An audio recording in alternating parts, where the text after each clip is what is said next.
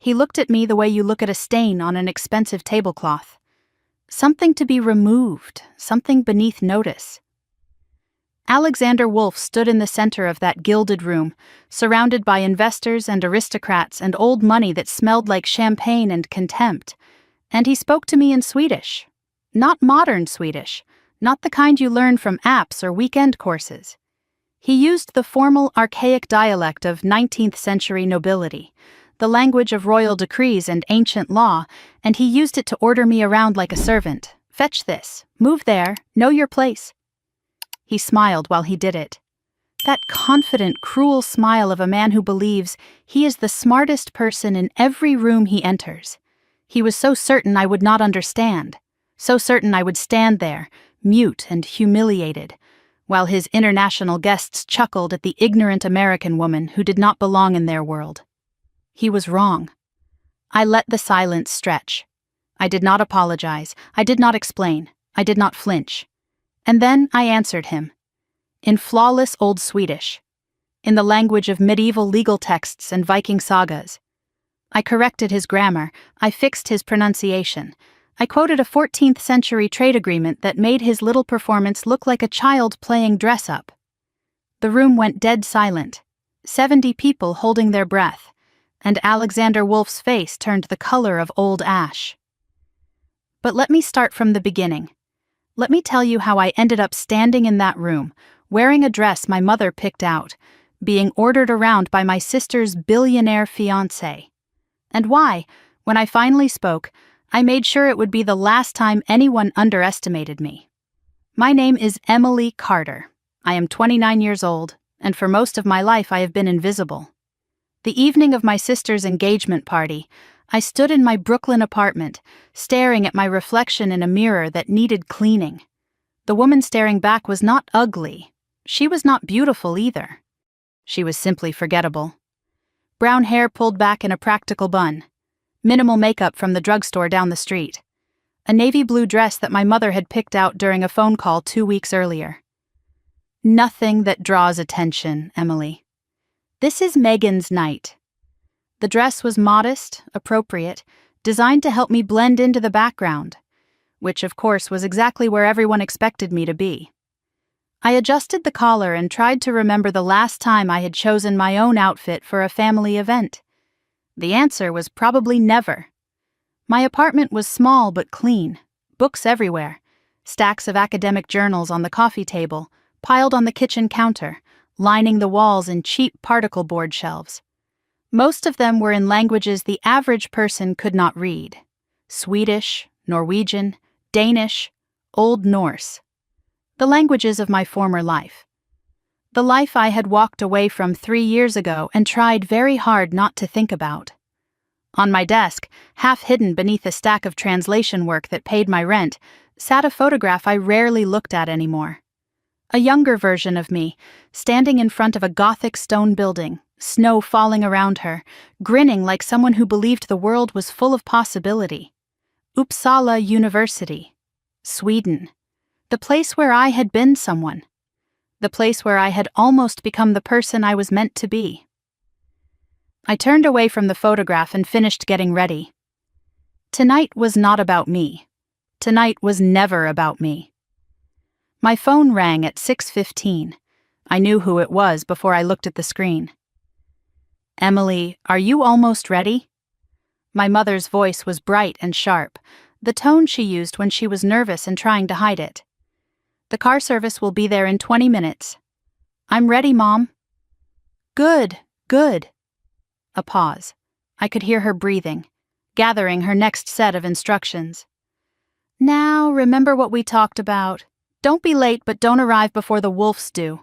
It would look presumptuous. I remember.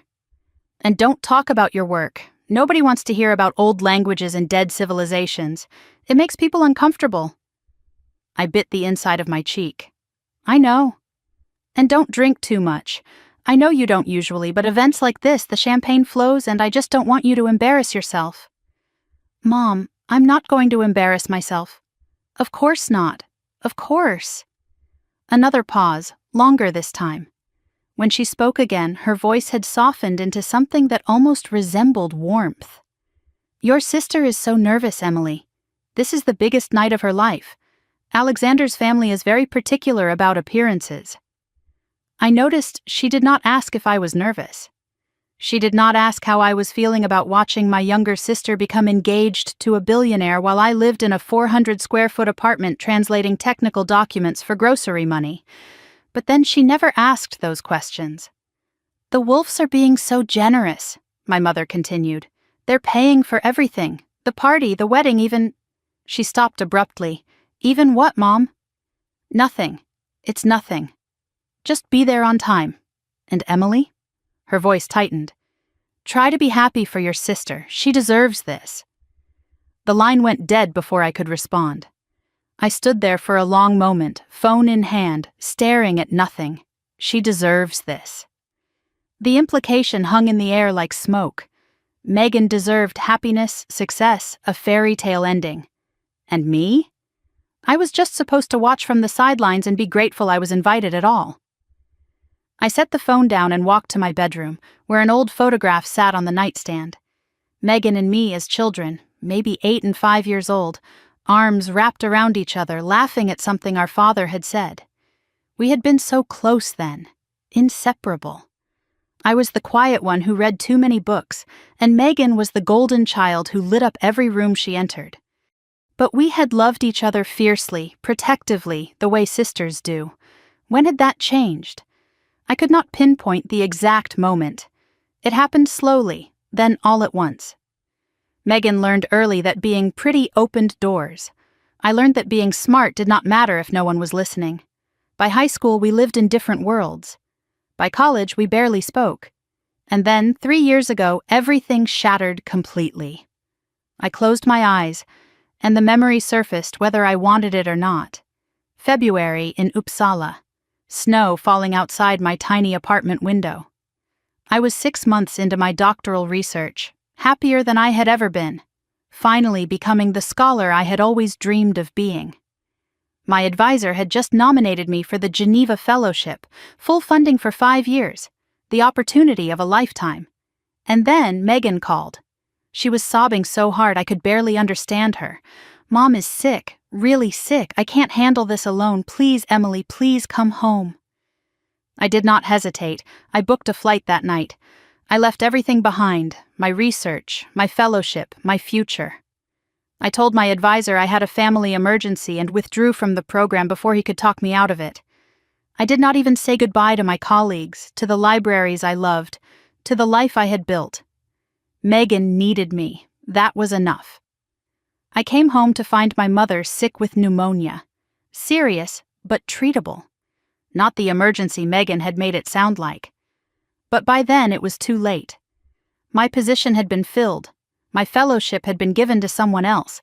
My life in Sweden had closed behind me like a door I could never reopen. 3 months later, my mother recovered. Megan recovered. And I stayed, picking up the pieces of a life I had never planned to live. Freelance translation work, a cramped apartment, the slow, grinding erasure of everything I had once been.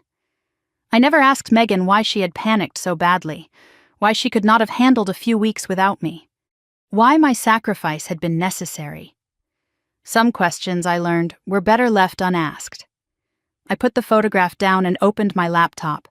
If I was going to survive tonight, I needed to know what I was walking into. I typed Alexander Wolf into the search bar and watched the results populate. Forbes profiles, Bloomberg interviews, society page photographs. The man my sister was about to marry was 34 years old, heir to Wolf Capital, net worth estimated in the billions. He was known for hostile takeovers, aggressive negotiations, and what business journalists called visionary leadership. Every photograph showed the same face, handsome in a cold, calculated way. Dark hair, sharp jaw, eyes that looked like they were calculating your value before you finished shaking his hand. I scrolled through interviews, looking for something beneath the polished surface. "Success is about dominance," he had told one reporter. "If you are not winning, you are losing." Another article mentioned a lawsuit from a former assistant. Settled out of court. Records sealed. A financial blog whispered about SEC inquiries into his Nordic acquisitions, but nothing had been proven. I clicked on a photograph of Alexander and Megan together at some charity gala. She was smiling, radiant in a red gown that probably cost more than my annual rent.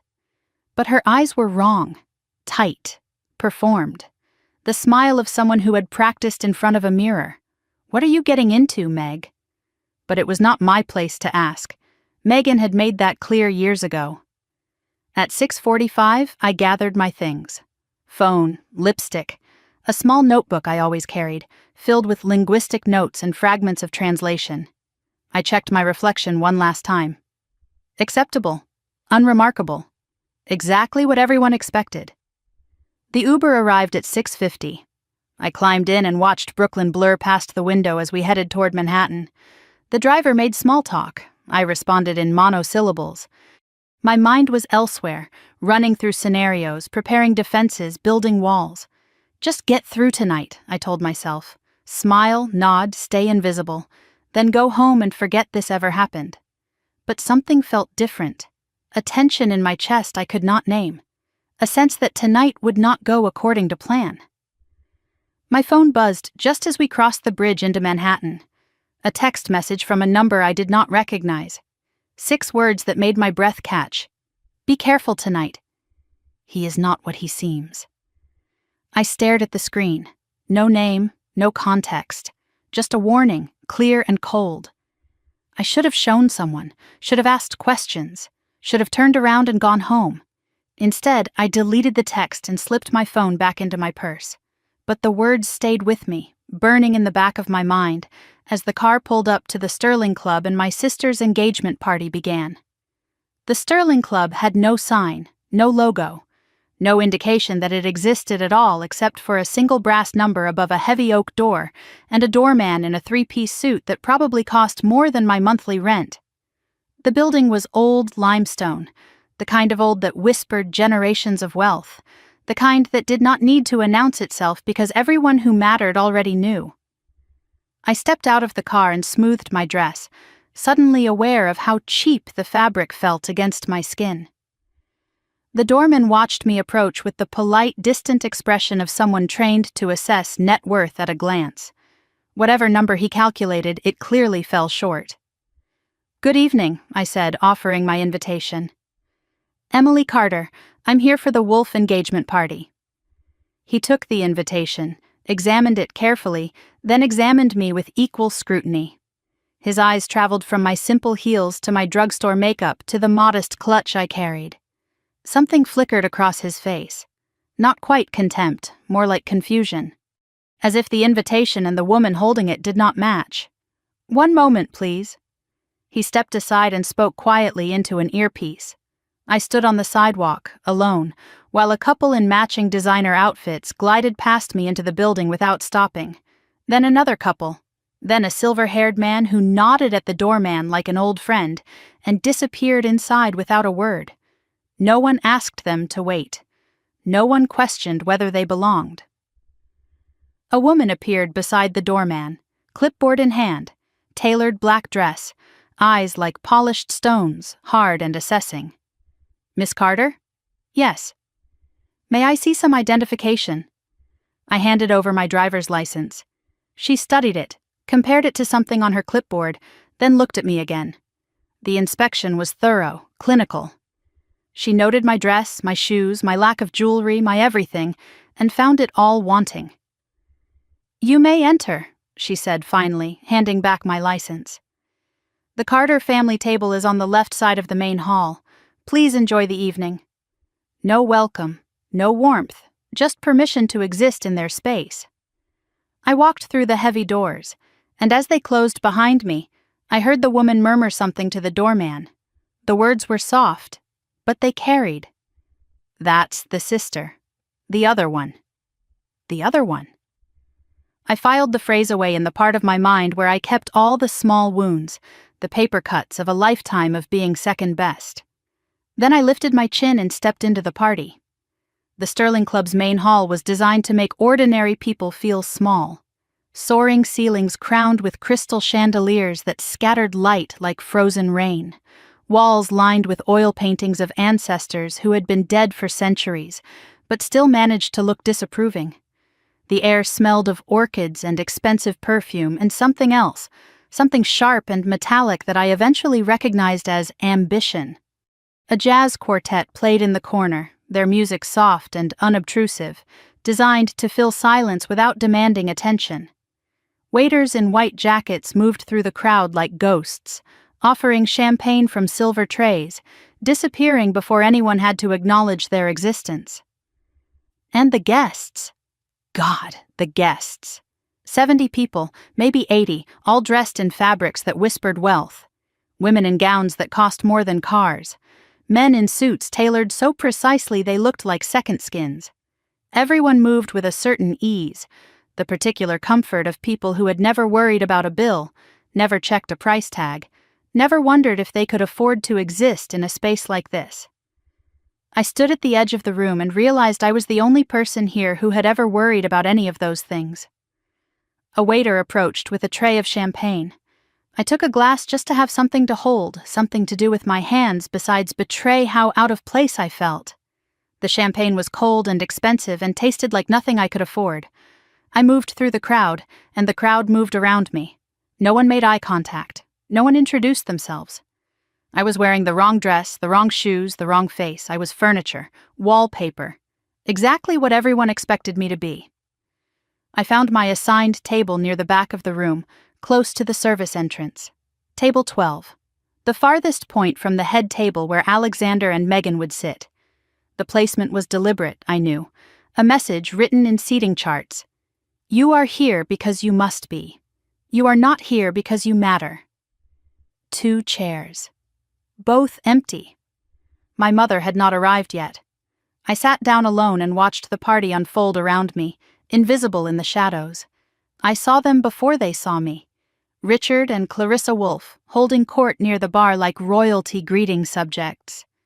Richard was tall and silver-haired, with the rigid posture of a man who had spent his life expecting obedience. He was 62 years old, founder of Wolfe Capital before passing the company to his son, and his face looked like it had been carved from granite, hard, unyielding. He spoke to a cluster of men in low tones, and they leaned in, nodding eagerly, desperate for his approval. He did not smile. He did not need to. Power was its own expression. Clarissa stood beside him, blonde and preserved, draped in emeralds that caught the light every time she moved. She looked like she had been born holding a champagne flute.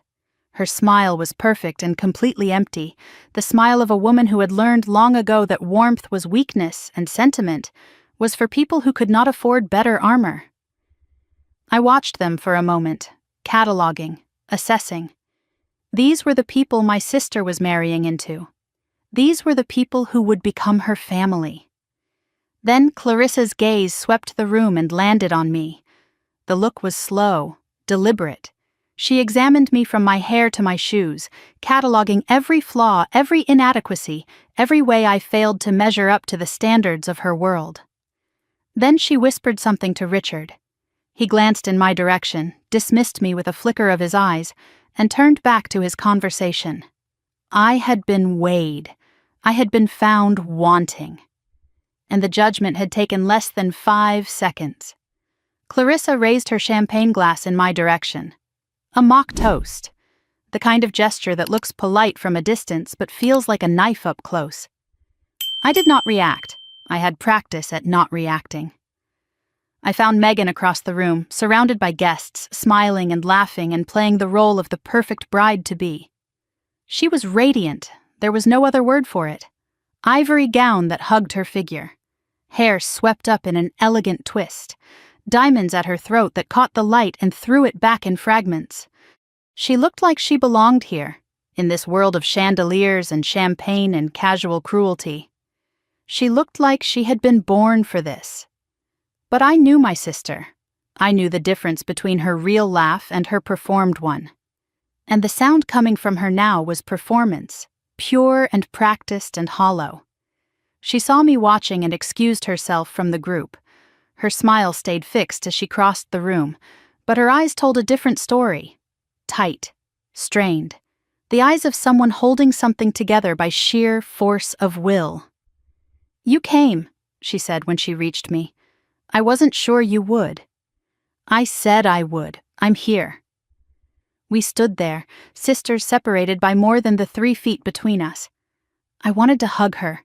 I wanted to ask if she was okay. I wanted to tell her she did not have to do this, any of this, that there were other paths, other choices, other lives. Instead, I said nothing.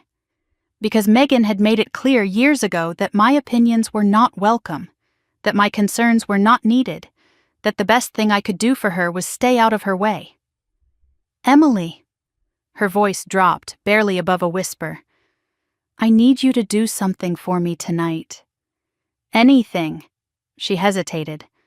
Her eyes flickered toward something across the room, someone I could not see. "Just stay in the background, okay? Don't draw attention. Alexander, he gets particular about things." "Particular how?" Her smile faltered for a fraction of a second. "Just a crack, barely visible, but I saw it. I knew her too well not to see it. Just trust me, please." Before I could respond, her gaze shifted over my shoulder. Her entire body changed, shoulders back, chin up, smile brighter, like a puppet whose strings had suddenly been pulled tight. She squeezed my hand, too hard, too desperate, the squeeze of someone drowning who had just spotted a piece of driftwood. "I have to go, we'll talk later."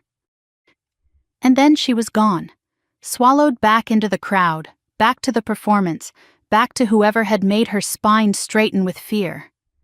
I watched her go and felt something cold settle in my stomach. That squeeze. I knew that squeeze. It was the same one she had given me 3 years ago, right before the phone call that brought me home from Sweden. Something was very wrong. I scanned the room, trying to understand the dynamics I was swimming in. And that was when I noticed the international guests. A cluster of men and women near the windows, dressed expensively but simply, observing more than participating. European, I guessed from their bearing. Scandinavian, probably. They had the reserved manner of people from northern climates, the habit of watching and waiting rather than speaking first. Among them, one man stood out. He was older, late 60s, with silver hair and a posture that spoke of quiet authority. His suit was well made but understated, no flash, no show. While everyone else in the room performed, he simply watched, studied, calculated. His eyes swept the room and landed on me for a moment. Not the dismissive glance of Richard Wolfe or the contemptuous assessment of Clarissa. Something different. Curiosity, maybe. Recognition of something he had not expected to find. I looked away first, unsettled. I did not know who he was, but I had the strange feeling that he knew something about me that I had not yet figured out myself. My mother arrived 15 minutes late, flustered and apologizing to people who were not listening. She wore a new dress, nicer than anything I had seen in her closet, and jewelry I did not recognize. Gifts from the Wolfes, or purchases made on credit she could not afford. She spotted me at table 12 and made her way over, her smile too bright, her movements too quick. "Emily, thank God you're sitting down. I was worried you'd be wandering around bothering people." "Hello to you too, Mom." She sat down across from me, immediately scanning the room for Megan. "Doesn't your sister look beautiful? Clarissa helped her pick the dress." "She looks tired." My mother's face hardened. "She looks happy. Don't ruin this." I bit back the response I wanted to give. What would be the point? My mother had made her choice about which daughter mattered long before tonight. "The Wolfes are being so generous," she continued, her voice dropping to a conspiratorial whisper. "We should be grateful. They're giving Megan everything." "Grateful for what, exactly?" Her eyes flickered. Something shifted in her expression. Guilt, maybe, or shame. For giving Megan a future. For giving us all a future. The words were meant to close the conversation. Instead, they opened a door I had not known existed. What future? What exactly had the Wolfes promised? And what had my mother traded to secure it? "Just smile, Emily. That's all you have to do tonight. Smile and be grateful." I needed air. I needed space. I needed to get away from the champagne and the chandeliers, and the weight of expectations I had never agreed to carry. I excused myself and walked toward the service corridor, away from the party, away from the glitter. The hallway was quieter here. Staff members moved with purpose, carrying trays, adjusting arrangements, invisible to the guests they served. I stopped near a doorway, pretending to check my phone, and that was when I heard them. Two servers, huddled together, speaking in hushed voices. "Did you hear? He fired 3 people this week." "3? What for?"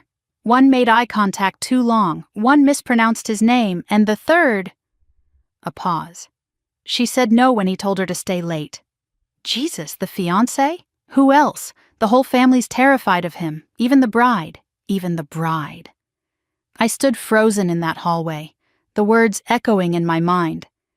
I thought about Megan's tight smile, the desperate squeeze of her hand, the way her body had changed the moment she sensed someone watching. This was not a love story. This was something else entirely. The lights in the main hall dimmed. A spotlight hit the marble staircase. Someone was about to make an entrance. I returned to the party just as a hush fell over the crowd. Every head turned toward the stairs. Every conversation stopped, and Alexander Wolf descended into the room like a king claiming his throne. He was tall. That was the first thing I noticed. 6'2", maybe 6'3", with the kind of build that came from personal trainers and discipline and the luxury of time. His suit was navy, bespoke, tailored so precisely to his body that it looked like it had been sewn directly onto his skin. Dark hair swept back from a forehead that had never known worry, a jaw sharp enough to cut glass, and eyes the color of frozen steel, scanning the room not with interest but with ownership. Alexander Wolf did not walk down those stairs. He descended, each step deliberate, measured, designed to make everyone watch. And everyone did watch. The room had gone silent, not with anticipation, but with something closer to obedience, the trained silence of subjects awaiting their ruler. He paused halfway down, letting the moment stretch, letting the spotlight linger, letting everyone absorb his presence. His smile was perfect and completely empty. The smile of a man who had learned early that charm was a weapon and wielded it accordingly. I stood at the edge of the room, invisible in the shadows, and studied him the way I studied ancient texts, looking for meaning beneath the surface, looking for the truth behind the performance. He was handsome, I could not deny that. Handsome in the way a predator is handsome. Beautiful and dangerous and utterly without mercy. The kind of face that graced magazine covers and haunted the nightmares of competitors. The kind of face that made promises it never intended to keep. He reached the bottom of the stairs and found Megan waiting for him. She stood perfectly still, smile radiant, posture flawless. He took her hand and raised it to his lips, kissing it with theatrical precision. The gesture was not affection, it was possession. He was not greeting his fiancée, he was claiming her. The room erupted in polite applause. Megan's smile never wavered, neither did the tension in her shoulders. I watched Alexander work the crowd, moving from group to group with practiced ease. He shook hands with investors, he laughed with old money, he charmed the wives and intimidated the husbands and left everyone feeling like they had been granted an audience with someone important. The performance was flawless, seamless, the work of someone who had spent a lifetime perfecting the art of making people feel small while convincing them they should be grateful for the privilege. And then his eyes found me. It was brief. 2 seconds, maybe 3. His gaze swept the room like a searchlight and stopped on my corner, on my modest dress and my drugstore makeup and my everything that did not belong. Something flickered in his expression. Not curiosity, not interest, assessment. He was cataloging me, filing me away, determining my place in the hierarchy of his world. I held his gaze. I did not look away. I did not smile. His lips curved slightly, amused by something I could not see. Then he turned back to his guests and continued his parade through the room, pulling Megan along beside him like an accessory. I had been identified, catalogued, marked. and I had the distinct feeling that the evening was about to get much worse. They came to my table 20 minutes later, Alexander and Megan making the rounds, greeting the lesser guests now that the important people had been properly acknowledged. My mother straightened in her seat as they approached, smoothing her dress, arranging her smile, practically vibrating with nervous energy. "Mrs. Carter." Alexander's voice was warm honey poured over broken glass. "What a pleasure to finally meet Megan's mother properly." He took my mother's hand and held it a beat too long. She practically melted under his attention, her smile widening until it threatened to split her face. "Oh, Mr. Wolf, Alexander, the pleasure is all mine. Thank you so much for this beautiful party.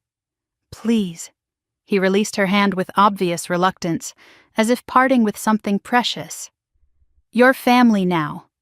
Or you will be." The word family sounded like a contract, not a bond, an acquisition. Then he turned to me. He did not extend his hand. He did not step closer. He simply looked at me the way one examines a piece of furniture that does not match the decor. His eyes traveled from my face to my dress to my shoes and back again, cataloging every inadequacy, every way I failed to meet the standards of his world.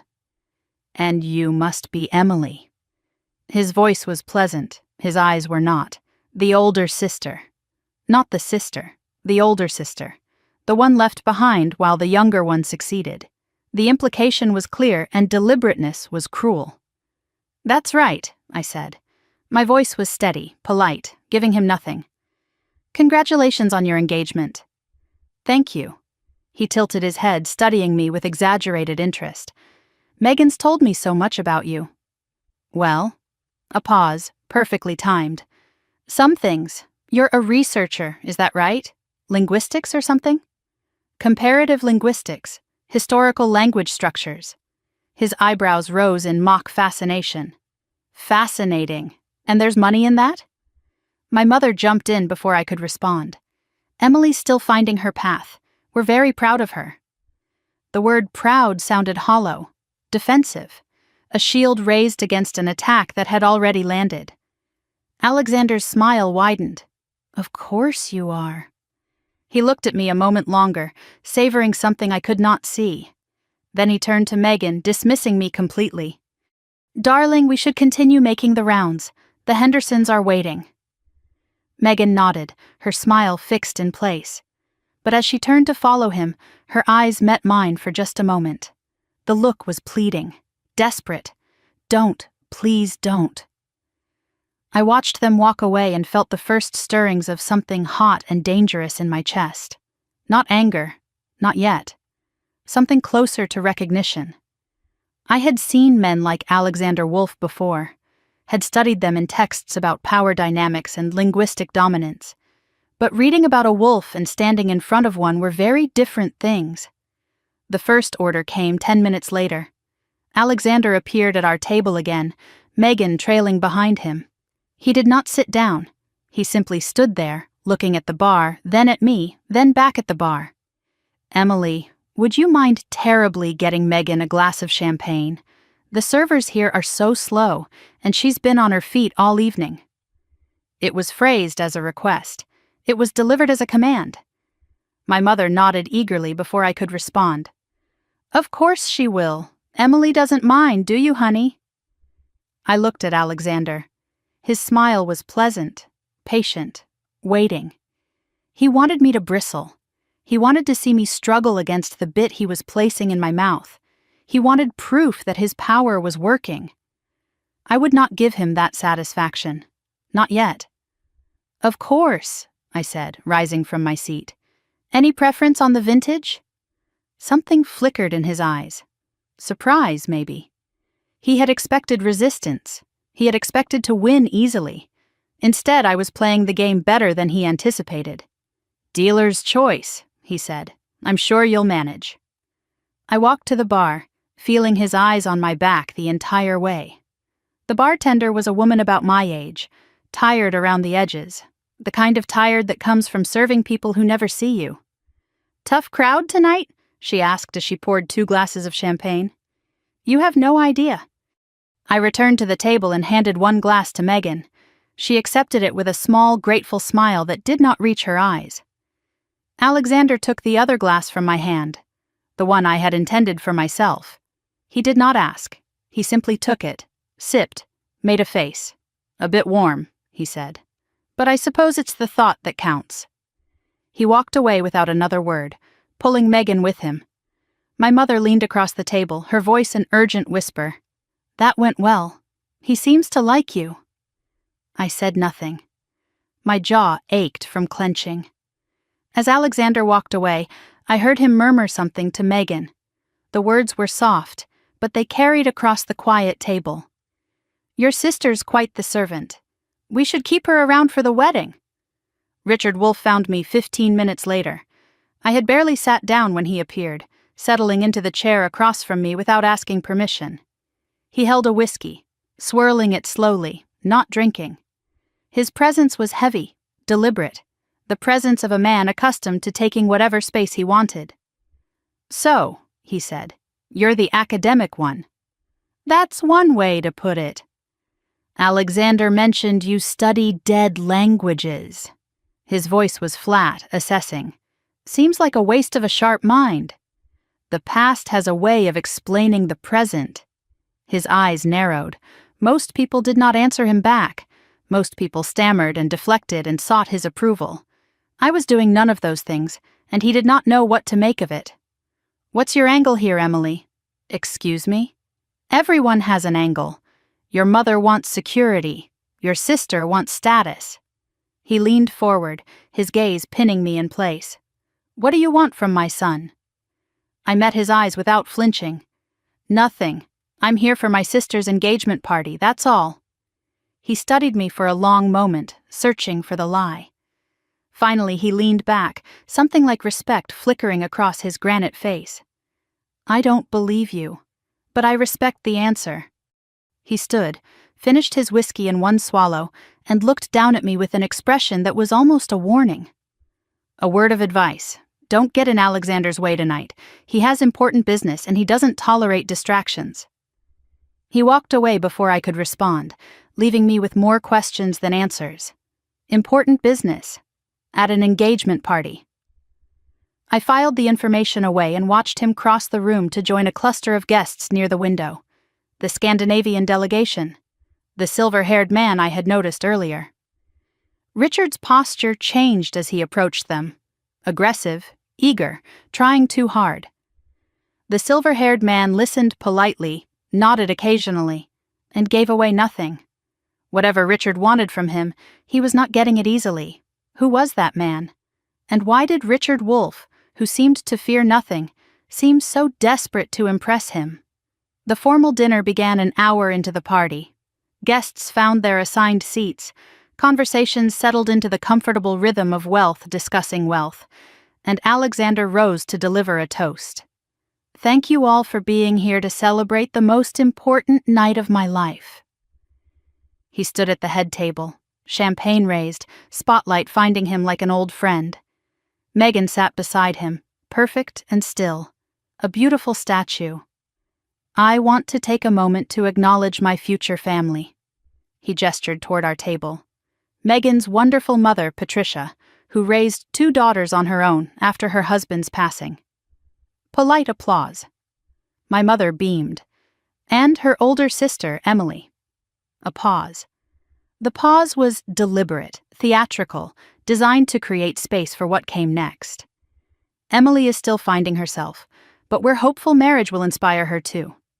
Scattered laughter, some uncomfortable, some genuine, all cutting. I felt 70 pairs of eyes turn toward me, the quiet amusement of people who enjoyed watching someone lesser squirm. Clarissa raised her glass from across the room. "To inspiration," she said. More laughter, louder now. Permission had been granted. I did not smile. I did not flinch. I raised my own glass, took a small sip, and set it down. My face was stone. My silence was louder than any response. Across the room I caught the silver-haired man watching me. He was the only person not laughing. His expression was unreadable, but he gave the slightest shake of his head. Not disappointment. Something else. Recognition, maybe, or warning. Alexander finished his toast and sat down, satisfied with his performance. He had drawn blood. First blood. And he expected me to retreat, to nurse my wounds, to accept my place in the hierarchy he had established. He did not know me at all. I excused myself from the table and walked toward the service corridor, seeking air, seeking space, and that was when I heard it. Alexander's voice, sharp with tension, speaking into his phone. "I don't care what he said. The Lindbergh deal closes tonight." I stopped near the corner, pretending to examine a painting. His words carried clearly. "Then make him see reason. 200 million is on the table. If we lose this because of some old man's principles, heads will roll." A pause, someone arguing on the other end. "No, I'll handle Lindbergh myself. Just make sure the documents are ready." He ended the call, jaw tight, and turned back toward the party. His eyes found me near the corridor entrance. For a moment his mask slipped, suspicion, calculation, threat. Then the smile returned.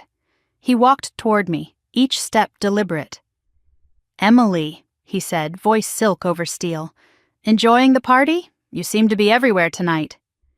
I kept my expression neutral, gave him nothing to work with.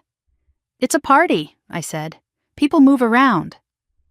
Alexander stepped closer, invading my space the way men like him always do. Close enough that I could smell his cologne, something expensive and sharp. Close enough that backing away would look like retreat. "People move around, yes." His voice was pleasant. His eyes were not. "But you specifically seem drawn to private conversations, near service corridors, near phone calls." The accusation hung between us. He knew I had been listening, or he suspected. Either way, he was testing me, probing for weakness, looking for the crack he could exploit. "I was looking for the restroom," I said. "A server pointed me this direction." "Did they?" "They did." I held his gaze without flinching. "I'm not particularly interested in your business calls, Alexander. I'm a linguist, not a spy." The word linguist drew a flicker of something across his face. Disdain, maybe, dismissal. Right. Dead languages. His smile sharpened. Hard to spy with those. "You'd be surprised what the dead can tell us." For a moment something shifted in his expression. Uncertainty, perhaps. The unsettling realization that I was not reacting the way he expected. Then the mask returned, smooth and impenetrable. "Enjoy the rest of the party, Emily. Try to stay out of trouble." He walked away without waiting for a response, rejoining a cluster of investors near the bar. I exhaled slowly, unclenching fists I had not realized I was making. My hands were trembling, my face betrayed nothing. Close call. He was watching me now. I needed to be more careful. But even as I thought it, my attention was caught by something across the room. Alexander had found Megan. His hand reached for her, fingers closing around her wrist. Not her hand, her wrist. The grip was tight, possessive. Megan's smile did not falter, but her body stiffened almost imperceptibly. I had seen that grip before, in textbooks, in case studies, in the quiet testimonies of women who had survived things they should never have had to survive. I spent the next 30 minutes watching them, not obviously. I moved through the party, accepted a fresh glass of champagne I did not drink, exchanged pleasantries with guests who looked through me. But my eyes kept returning to Alexander and Megan, tracking their movements, cataloging the patterns I was beginning to see. At first glance, they were the perfect couple. Beautiful, radiant, the kind of pair that graced society pages and inspired envy. But I had spent my life studying language, and body language was just another dialect. What I saw beneath the performance made my stomach turn. Alexander positioned Megan with a hand on her lower back, guiding, steering, controlling. When she laughed too loudly at a joke, his fingers pressed harder into her spine, and she quieted immediately. When she started to express an opinion, he interrupted smoothly to clarify what she meant, translating her words into something more acceptable. He controlled who she talked to, a subtle redirection here, a gentle pull there, moving her away from certain guests and toward others. When a young man complimented her dress with a little too much enthusiasm, Alexander stepped between them, ending the conversation with a cold smile and a proprietary arm around her waist. I watched him lean in to whisper something in her ear. Megan's face flickered, fear or shame crossing her features before she adjusted her posture. Later, another whisper. She changed how she was holding her champagne glass. Another whisper. She excused herself from a conversation she had seemed to be enjoying. Each correction was invisible to casual observers. The kind of thing you could explain away if you wanted to. He is just attentive. He is just protective. He just wants what is best for her. But I saw them. All of them. The constant, relentless micro-adjustments. The training of a woman who was slowly forgetting how to exist without permission. This was not love. This was not even partnership. This was control so thorough it had become invisible, woven into every interaction, every gesture, every breath. And Megan, my brilliant, vibrant, stubborn little sister. She was disappearing inside it, becoming a performance of a person instead of a real one. I had to talk to her, alone. The opportunity came 20 minutes later when Megan excused herself to the restroom. I waited 30 seconds, then followed. The ladies' room was marble and mirrors, soft lighting and the smell of expensive hand soap. Megan stood at the sink, staring at her reflection. Her mask was down. Without an audience, she looked exhausted, hollowed out. A woman running on empty. "Meg!" She startled, saw me in the mirror, and the mask slammed back into place. Smile bright, posture perfect. "Emily, are you having a good time? The food is amazing, isn't it?" "We need to talk." Her smile tightened. "About what?" "Everything's fine." "No." I stepped closer. "It's not." Silence stretched between us. In the mirror, I watched her reflection war with itself. The performance versus the truth. The lie versus the breaking. "I've been watching you all night," I said. "Watching him." "Watching what?" Her voice went sharp, defensive. "A man who loves me? A man who controls you." The words came out harder than I intended. He corrects how you stand, how you laugh, who you talk to. He tells you what to say and how to say it. That's not love, Megan. That's ownership. He's protective. There's a difference. There's really not. Her hands gripped the marble counter. Her knuckles went white. "You don't understand." Her voice dropped, cold and cutting. "You've never understood." "Then help me understand. What happened to you? When did you become this?" "Nothing happened to me." She whirled to face me, eyes blazing. "I fell in love with a successful man. I'm getting everything I ever wanted. The life, the security, the future. Everything you could never give me." "I'm not talking about money, Meg. I'm talking about the way you flinch when he looks at you, the way you perform instead of exist. The way you're so afraid of making a mistake that you've forgotten how to be a real person." Tears welled in her eyes. For a moment I thought I had reached her. Then her face hardened. "You're jealous. You've always been jealous." The accusation landed like a slap. "I'm not jealous, I'm scared. For you." She laughed, a brittle, broken sound. "Scared? I'm fine. I'm better than fine. I'm about to marry a billionaire. What are you about to do, Emily? Publish another paper no one will read? Translate another document that nobody cares about?" The words were designed to wound. They did. "If you ever need me," I said quietly, "I'm here, no matter what." Megan turned back to the mirror, adjusting her hair with trembling fingers. "I don't need you. I never did." She walked out without another word, leaving me alone with the marble and the mirrors and the terrible truth settling into my bones. I leaned against the counter and let the memory come. 3 years ago.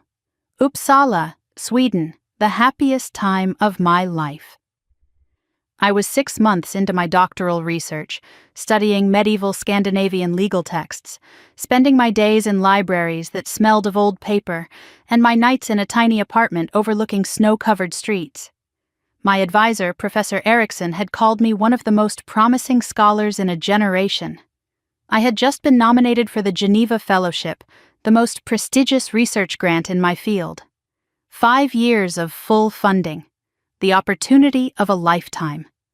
I was becoming the person I had always been meant to be. And then Megan called. It was February, snow falling outside my window, a perfect quiet evening. I was reviewing a 14th century manuscript when my phone rang. Megan's number. I answered expecting gossip, sister talk, the usual. Instead, I heard sobbing, hysterical, gasping sobs that made my blood run cold. "Emily, I need you. Please, please come home." "What happened? Meg, talk to me. I can't do this alone. Mom is sick, really sick, and I can't handle it. Please." I did not hesitate. Not for a second. I booked a flight that night, packed one bag, left everything else behind. I emailed my advisor, told him I had a family emergency and needed to withdraw from the program. I did not wait for his response. I did not say goodbye to my research, my colleagues, the future I had worked so hard to build. Megan needed me. That was enough. I came home to find my mother sick with pneumonia. Serious, but treatable. Not the emergency Megan had made it sound like. But by then, it was too late. My position had been filled. My fellowship had been given to someone else. My life in Sweden had closed behind me like a door that would never reopen. 3 months later, my mother recovered. Megan was fine. And I stayed, trapped in a life I had never planned, picking up the pieces of someone I used to be. Standing in that bathroom now, I let myself wonder for the first time. Did Megan really need me that badly? Or did she just not want to handle things alone? Was my sacrifice necessary? Or was it simply convenient? And then another memory surfaced, one I had buried so deep I had almost forgotten it. The week after I came home, Megan went to a party, met a charming businessman, started dating him within a month. His name was Alexander Wolf. I found my mother at the bar, slightly tipsy, talking to a woman I did not recognize. I pulled her aside, steering her to a quiet corner where no one could overhear. "Mom, what's really going on? Why is this wedding so important?" Her smile faltered. "What do you mean? Megan's happy. Isn't that enough?" "Is she, or is she trapped?" My mother's face went pale. Her champagne glass trembled in her hand. "You don't understand the situation," she whispered. "Then explain it to me." A long silence. She stared at her drink like it contained answers. When she finally spoke, her voice was barely audible. "After your father died, I made some bad decisions. Investments that didn't pan out, credit cards I couldn't pay off." "How bad?" 200,000, maybe more. She swallowed. The shop was about to go under. We were going to lose the house. Everything. The number hung in the air between us. Impossible. Devastating. And Alexander? My mother would not meet my eyes. He helped, quietly. He paid off the debts, saved the business, saved everything. And in exchange, Megan marries him. It's not like that. They love each other. Do they? Or does Megan feel like she can't say no? Like she owes him? Like we all owe him? My mother's silence was answer enough. "He owns you," I said slowly, the truth crystallizing with terrible clarity. "He owns all of you, and Megan is the payment." My mother's eyes filled with tears. I didn't have a choice. There's always a choice. You just didn't like the other options. She grabbed my arm, her grip desperate. "Please don't ruin this. If Alexander pulls out now, we lose everything. The house, the shop, everything. Megan knows what she's doing. She agreed to this." I pulled away from her grasp and walked toward the windows, needing distance, needing air. My mind was spinning. The debt, the control, the trap. Megan had not just fallen in love with a billionaire, she had been sold to one. And my mother, our mother, had brokered the deal. I thought about the 3 years I had sacrificed, the fellowship I had abandoned, the future I had surrendered for a family that had never valued me. I had given up everything for them, and they had sold my sister to pay off credit card debt. Something shifted inside me, something cold and clear and certain. I could walk away, get through tonight, go home and pretend none of this was my problem.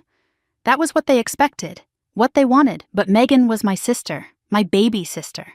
The girl who used to crawl into my bed during thunderstorms because she was afraid of the lightning.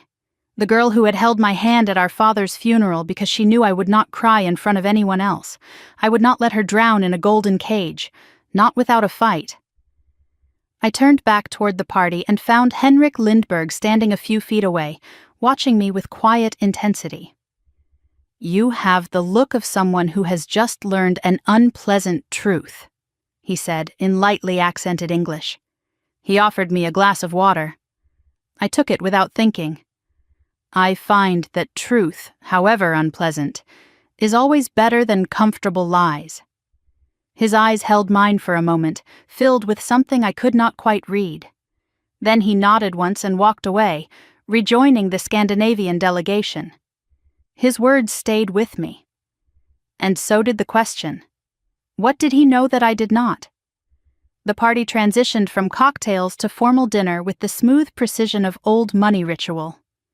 Guests moved toward their assigned tables in a choreographed dance of status, each placement a statement about where they stood in the hierarchy of Alexander Wolf's world. I found my seat at table 12, tucked into the far corner of the room, close enough to the kitchen entrance that I could hear the clatter of dishes and the urgent whispers of servers. The message was clear.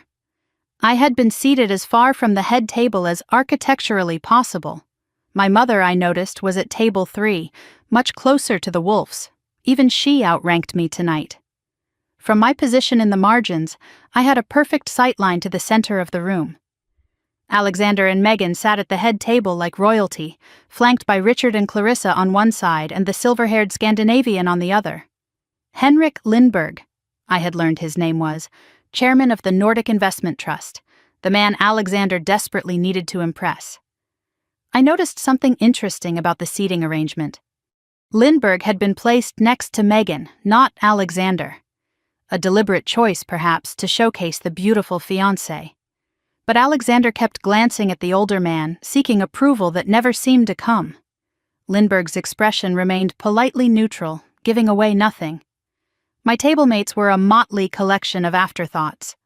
A young couple, the husband some kind of junior associate at a firm I did not recognize, his wife nervous and overdressed, an elderly aunt whom no one had spoken to all evening, and one empty chair that seemed to emphasize how little anyone wanted to be at this table. The junior associate leaned toward his wife and whispered something. His voice carried more than he intended. "That's the sister. The unsuccessful one." I pretended not to hear. I was becoming skilled at that. The empty chair beside me was suddenly occupied. A woman slid into it with the practiced grace of someone accustomed to late entrances. Late 30s, sharp eyes, a designer suit that whispered power rather than screamed it. "You must be Emily," she said, extending her hand. "I'm Victoria Chen. I work with the Wolfs. Mind if I join you?" Her smile was warm, but I sensed calculation beneath it. Lawyers always had that quality, and everything about her said lawyer. The precise handshake, the assessing gaze, the way she positioned herself to observe the entire room while appearing focused on me. "Please," I said. "It seems you already have." She laughed, a genuine sound that surprised me. "Fair point. I'm not great at asking permission. Occupational hazard."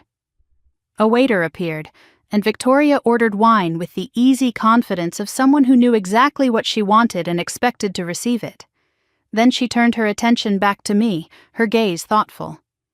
"So, you're the linguist. Megan mentioned you. Said you were the smart one in the family." I blinked. "Megan said that?" "She talks about you more than you might think. Always Emily would know this, or Emily studied that." Victoria shrugged. "I think she admires you." The words did not match Megan's coldness in the bathroom. But then, people rarely showed the same face to everyone. "Sisters are complicated," I said carefully. "Aren't they?" Victoria's eyes flickered to the head table, where Alexander was leaning close to Megan, whispering something that made her smile tighten. "Can I give you some advice? Unsolicited but well-intentioned." "I'm listening." Her voice dropped. Alexander doesn't like being outshone, especially not by family members who aren't useful to him. And you're telling me this because? Victoria's gaze met mine, something unreadable in her expression. Because I've seen what happens to people who embarrass him, and I'd rather not see it happen to you. The warning was specific enough to be meaningful, vague enough to be deniable. I filed it away alongside everything else I was learning about Alexander Wolf. You work for the Wolfs, I said. Why warn me? Victoria smiled, but it did not reach her eyes. Let's just say not everyone who works for a family agrees with everything that family does. She turned to her menu, conversation closed. But before the silence could settle, she added something that made my pulse quicken. By the way, the Swedish gentleman, Lindberg, he asked about you earlier. Wanted to know if you'd studied in Scandinavia. I stared at her. How would he know to ask that? Victoria shrugged. No idea, but he seemed very interested in the answer. The formal toasts began before I could process what she had told me. Dinner service paused, and Alexander rose from his seat, champagne glass in hand. The room fell silent with trained obedience. Thank you all for being here to celebrate the most important night of my life. His voice carried easily, warm and confident, the voice of a man accustomed to commanding attention. He pulled Megan close, his arm around her waist like a claim of ownership. I'm the luckiest man alive to have found a woman like Megan. She's everything I ever wanted. Beautiful, graceful, perfect in every way. I listened to him describe my sister, noting what he praised. Her beauty, her grace, her perfection. Not once did he mention her intelligence, her dreams, her independence. Every compliment was about what she gave him, what she added to his image, what she contributed to his brand. She makes me look good. She understands my needs. She knows her role. Megan sat beside him, smiling, nodding, a beautiful accessory to his performance. Of course, I must thank her family for raising such a remarkable woman. Alexander gestured toward our section of the room. Her wonderful mother, Patricia, whose strength and sacrifice have been an inspiration to us all. My mother beamed, not hearing the condescension beneath the praise. Then Alexander's eyes found me. The pause that followed was theatrical, deliberate, a silence designed to sharpen whatever blade came next. And to Emily, Megan's older sister. The room waited. I could feel the weight of attention shifting toward my corner. Emily is unique. His smile widened. While most of us were building careers, she was studying ancient languages, dead ones, I believe. Scattered laughter. The permission to mock had been granted. But that's the beauty of family, isn't it? We don't choose them. We just accept them. More laughter, louder now. The words landed exactly as he intended them to. Emily Carter, the burden, the failure, the embarrassing relative that successful families learn to tolerate. To Emily, he raised his glass. May you find your path someday. We're all rooting for you. The room lifted their glasses. They were toasting to my inadequacy, to my invisibility, to the comfortable assumption that I was exactly what Alexander said I was. I raised my own glass, took a small sip, set it down without expression. My silence was the only dignity I had left. I would not waste it on these people. Across the room, I noticed Henrik Lindberg was the only person not drinking the toast. He watched Alexander with an expression I recognized from academic conferences, the look of someone evaluating a colleague and finding them severely wanting. Dinner resumed, but Alexander was not finished with me. He appeared at table 12 15 minutes later, sliding into the chair Victoria had vacated. She had excused herself moments earlier, disappearing into the crowd with a meaningful glance in my direction. Emily. Alexander's smile was predatory. I hope you're enjoying the evening. The lobster is flown in from Maine. It's delicious, thank you. Good, good. He leaned back, studying me with exaggerated interest. I realized I never properly got to know my future sister-in-law. We should fix that." His voice was loud enough for neighboring tables to hear. I understood immediately. This was a performance. Whatever came next was designed for an audience. "So, Emily," he steepled his fingers, "you study languages. Tell me, what's your opinion on the current state of EU trade negotiations?" The question was a trap. Either I did not know, proving I was out of touch, or I did know, and he could belittle my opinion. There was no winning answer. I chose careful truth. The tariff disputes have created interesting pressures, particularly in Nordic markets. His eyebrow rose. He had expected ignorance. "Is that so?" "It is. The language barriers in cross-border contracts have become a significant issue. Standardization efforts have helped, but there's still considerable friction."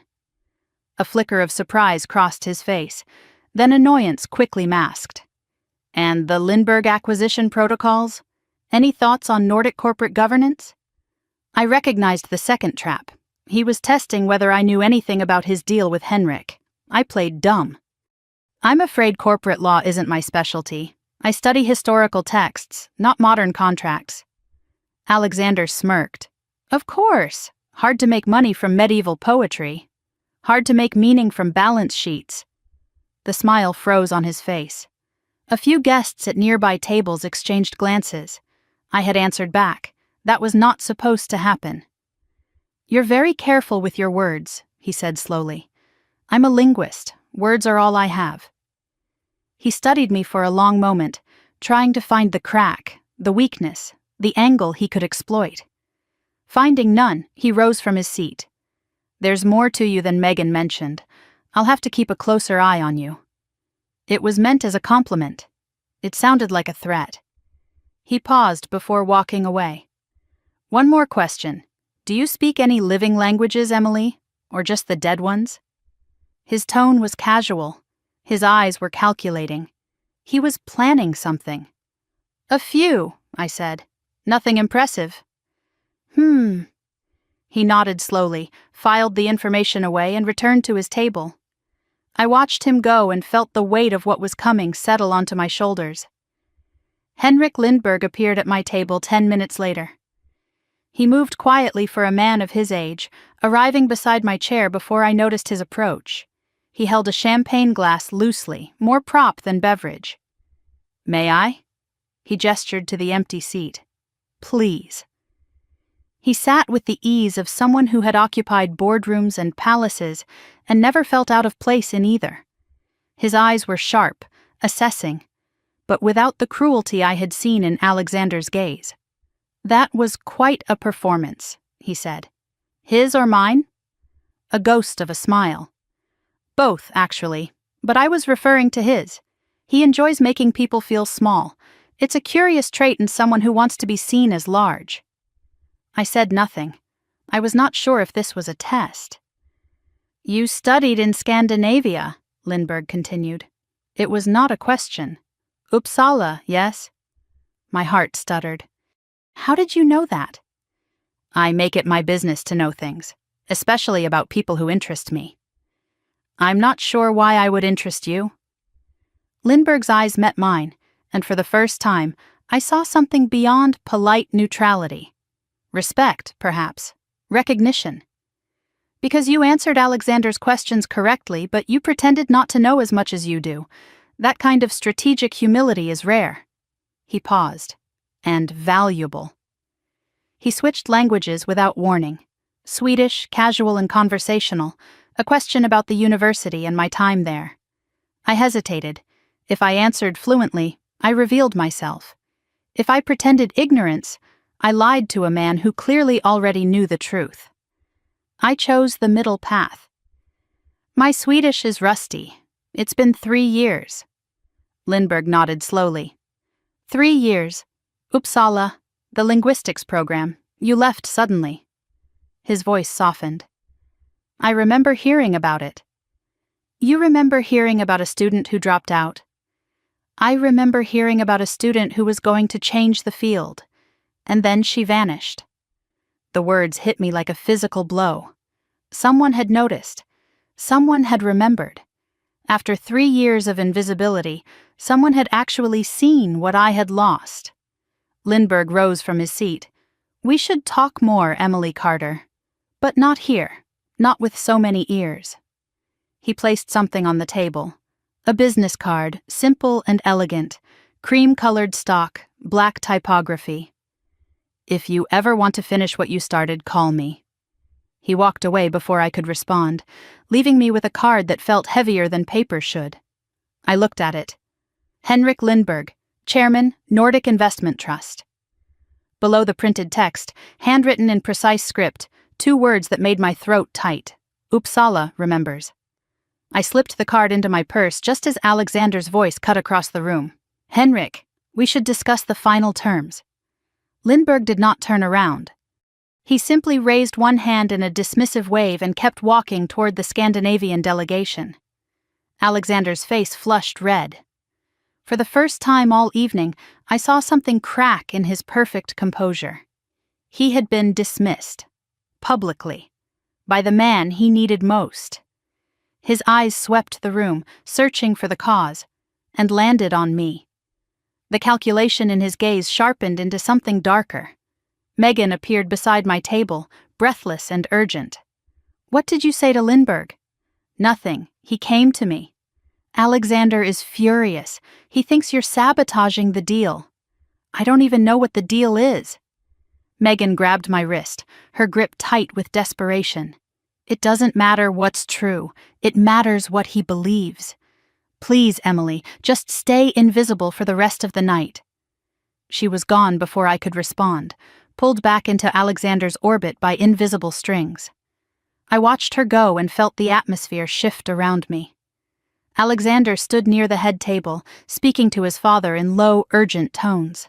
Richard's face was grim. Both of them kept glancing in my direction.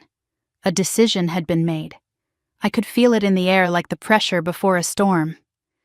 Alexander raised his glass, calling for attention. The room quieted. "Before dessert, I thought we might have some entertainment." His eyes found mine across the crowd. The smile on his face was sharp and hungry. "I've been so impressed by my future sister-in-law's linguistic talents. Perhaps she'd indulge us with a demonstration." The trap was set. The room turned to look at me, and I realized with sudden, crystalline clarity that this was the moment I had been waiting for. Not to hide, not to deflect, but to show them exactly who I was. The room shifted its attention to me like a spotlight finding its target. 70 pairs of eyes, champagne glasses frozen halfway to lips, conversations dying mid-sentence. Alexander stood at the center of the room, ringmaster of his own circus, smiling the smile of a man who had already won. "I hope everyone is enjoying the evening," he continued, his voice warm and carrying. "But I thought we might add some intellectual stimulation to the proceedings." He gestured toward me with an expansive wave. "My future sister-in-law, Emily, is a linguist. She studies dead languages, ancient texts, medieval poetry, that sort of thing." A few polite chuckles rippled through the crowd. The setup was working. He was framing the narrative before I could speak a word. "Now, I've always believed that language is the mark of true sophistication. Don't you agree, Henrik?" He turned toward Lindbergh, seeking validation. The older man offered nothing but a neutral nod, giving Alexander no ammunition and no support. Alexander pressed on, undeterred. "I myself studied Swedish during my time in Stockholm. 3 months of intensive immersion. Quite rigorous." He said this with pride, as if 3 months made him an expert, as if a summer program could match years of dedicated study. "So I thought, why not test our resident linguist? See if her academic training holds up against real-world fluency." The framing was clever. He had positioned himself as the practical businessman, me as the ivory tower dreamer. The man of action versus the woman of useless knowledge. Nothing serious, of course. His smile sharpened. Just a bit of fun. But I saw the truth in his eyes. This was not fun. This was not entertainment. This was execution. Richard Wolfe leaned forward in his seat, smirking with anticipation. Clarissa adjusted her emeralds, settling in to watch the show. Only Lindbergh remained impassive, his expression unreadable, watching Alexander with something that might have been disappointment. Or might have been curiosity about what would happen next. Alexander cleared his throat and shifted his posture, assuming the role of cultured polyglot. When he spoke again, it was in Swedish. Kan du vara snäll och hämta mig ett glas vatten? Jag är säker på att du förstår enkla instruktioner. Could you please fetch me a glass of water? I'm sure you understand simple instructions. The Swedish was technically correct but stiff. Textbook phrases delivered with exaggerated precision. To anyone who did not speak the language, it probably sounded impressive. Sophisticated. The words of a man who had truly mastered a foreign tongue. To me, it sounded like a first-year student reading from a phrase book. His pronunciation was off.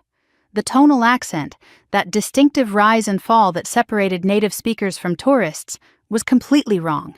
He stressed the words like an American, flat and heavy, missing the musicality that gave Swedish its character. But none of that mattered to the audience. They did not speak Swedish. They only saw what Alexander wanted them to see. A brilliant man demonstrating his worldly education, a linguist being tested and surely about to fail. Guests exchanged impressed glances. A few laughed nervously, unsure of the rules of this new game. My mother looked confused, lost in a language she could not parse. Megan's face was frozen, pale as fresh snow, her champagne glass trembling almost imperceptibly in her hand. Alexander watched me, waiting for the flinch. The confusion. The humiliation of a woman who could not understand what was being said to her. I gave him nothing. I stood perfectly still, my expression neutral, as if he had commented on the weather. The silence stretched between us. 1 second, 2, 3. His smile flickered. This was not the response he had anticipated. He turned to the audience with a practiced laugh. As I suspected. My future sister-in-law is charming but quite limited. She wouldn't understand a word. The laughter came easier now, louder, emboldened by his confidence. They had been given permission to enjoy this. Permission to watch someone lesser squirm. I remained silent, waiting, watching. Let him dig his grave deeper. Alexander's confidence swelled with what he perceived as victory. His posture loosened, his smile widened, and his Swedish shifted from stiff formality to open contempt. Hon är verkligen patetisk, eller hur? Den misslyckade systern som ingen bryr sig om. She is truly pathetic, isn't she? The failed sister nobody cares about. He glanced at the Scandinavian delegation, seeking their approval. A few of them shifted uncomfortably in their seats. They understood every word. They knew exactly what he was doing. But they said nothing. Perhaps they wanted to see how this would play out. Perhaps they were curious what the quiet woman in the modest dress would do. Alexander moved closer to me, close enough that I could smell his cologne and see the cruelty dancing in his eyes. He spoke directly to my face, each Swedish word dripping with poison. Du borde veta din plats. Du är ingenting. En börda för din familj. You should know your place. You are nothing. A burden to your family. His smile was victorious, triumphant. He was enjoying this, enjoying the performance of dominance, enjoying the imagined spectacle of a woman being broken by words she could not understand. My jaw tightened, but I did not respond. My silence read as defeat to most of the room. The poor, ignorant woman, unable to comprehend the sophisticated European phrases being thrown at her. Only I knew the truth. Only I knew that every word was landing, not as intended wounds, but as fuel for the fire building inside me. Alexander turned to his international guests, switching between English and Swedish with theatrical flair. You see, this is the difference between education and intelligence. Anyone can study.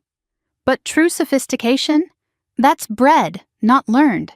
He laughed at his own joke. Richard Wolfe raised his glass in approval. Clarissa's smile was razor-thin with satisfaction. Then Alexander delivered what he believed was the killing blow. He leaned close to me, his voice loud enough for everyone to hear, and spoke in Swedish with deliberate, mocking precision. Om hon hade någon värdighet skulle hon gå nu. Men hon kommer att stanna, för hon är beroende av sin systers framgång, som en parasit. If she had any dignity, she would leave now. But she will stay, because she depends on her sister's success. Like a parasite. The word parasite hung in the air like a blade. I felt it land. Not as a wound, but as a key turning in a lock. He had given me everything I needed. Across the room, Henrik Lindberg's expression had shifted. The Scandinavian delegates exchanged uncomfortable glances. One woman near Lindberg shook her head slightly, disgust barely concealed beneath diplomatic composure. They had understood every word. They knew exactly what Alexander Wolf was, and they were watching to see what would happen next. Alexander did not notice. He was too busy basking in his imagined triumph, too intoxicated by the sound of his own cruelty to see the gathering storm. Megan caught my eye from across the room. Her face was a mask of horror. She did not speak Swedish, but she could read the cruelty in Alexander's tone, the venom in his smile, the pleasure he took in public humiliation. For the first time all evening, she looked like she wanted to run. The room divided itself into factions without a word being spoken. Richard and Clarissa Wolf sat in their positions of power, practically glowing with satisfaction. Their son, the Alpha, was putting the nobody in her place. They had already written me off, already dismissed the entire Carter family as acceptable losses. This engagement had never been about love. It had always been about acquisition. My mother sat frozen at her table, sensing something terrible was happening but unable to understand the language of my destruction. Her eyes darted between Alexander and me, searching for context, finding none. She did not try to intervene. Perhaps she could not. Perhaps she simply chose not to. Megan stood near the head table, trembling visibly now. Alexander's hand found her wrist again, that possessive grip I had noticed all evening. He squeezed and she stilled. The message was clear. Stay. Smile. This is none of your concern. She obeyed. Something in her eyes cracked, but she obeyed.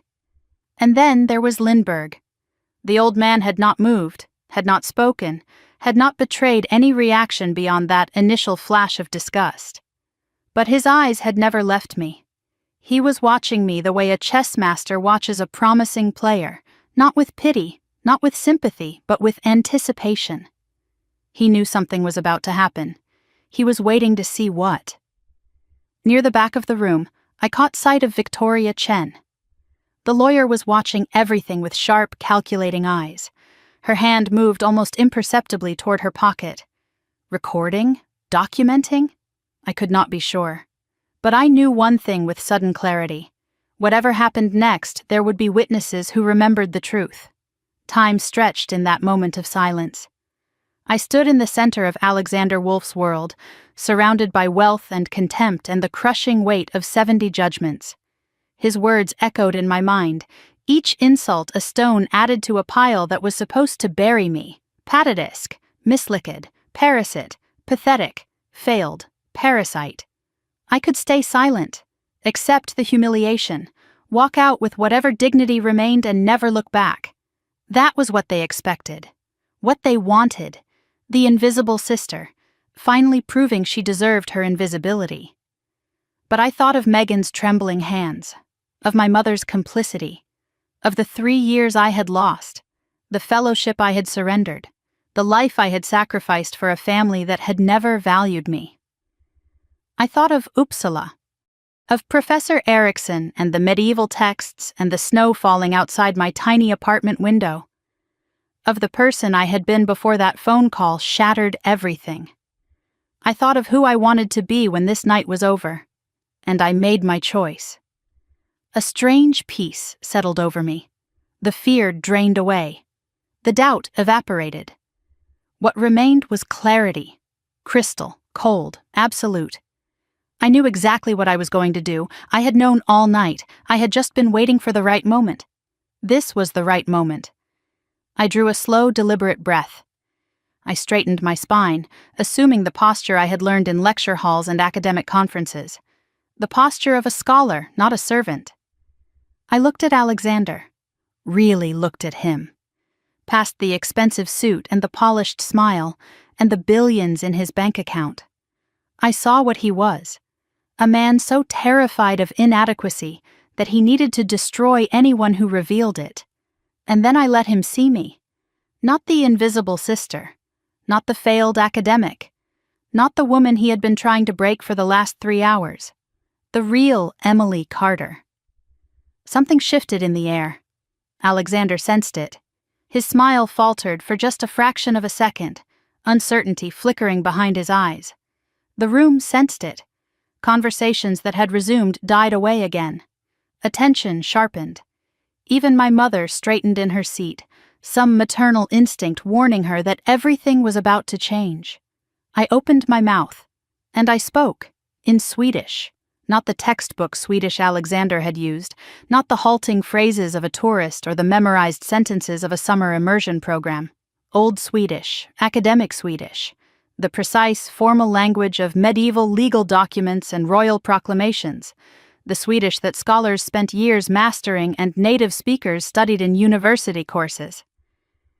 Det var ett intressant val av ord, Herr Wolf. That was an interesting choice of words, Mr. Wolf. My accent was Uppsala perfect. My grammar was flawless. My pronunciation carried the tonal musicality that Alexander's had completely lacked. The effect was immediate. Alexander's face went slack, the color drained from his cheeks like water from a broken vessel. His mouth opened, closed, opened again.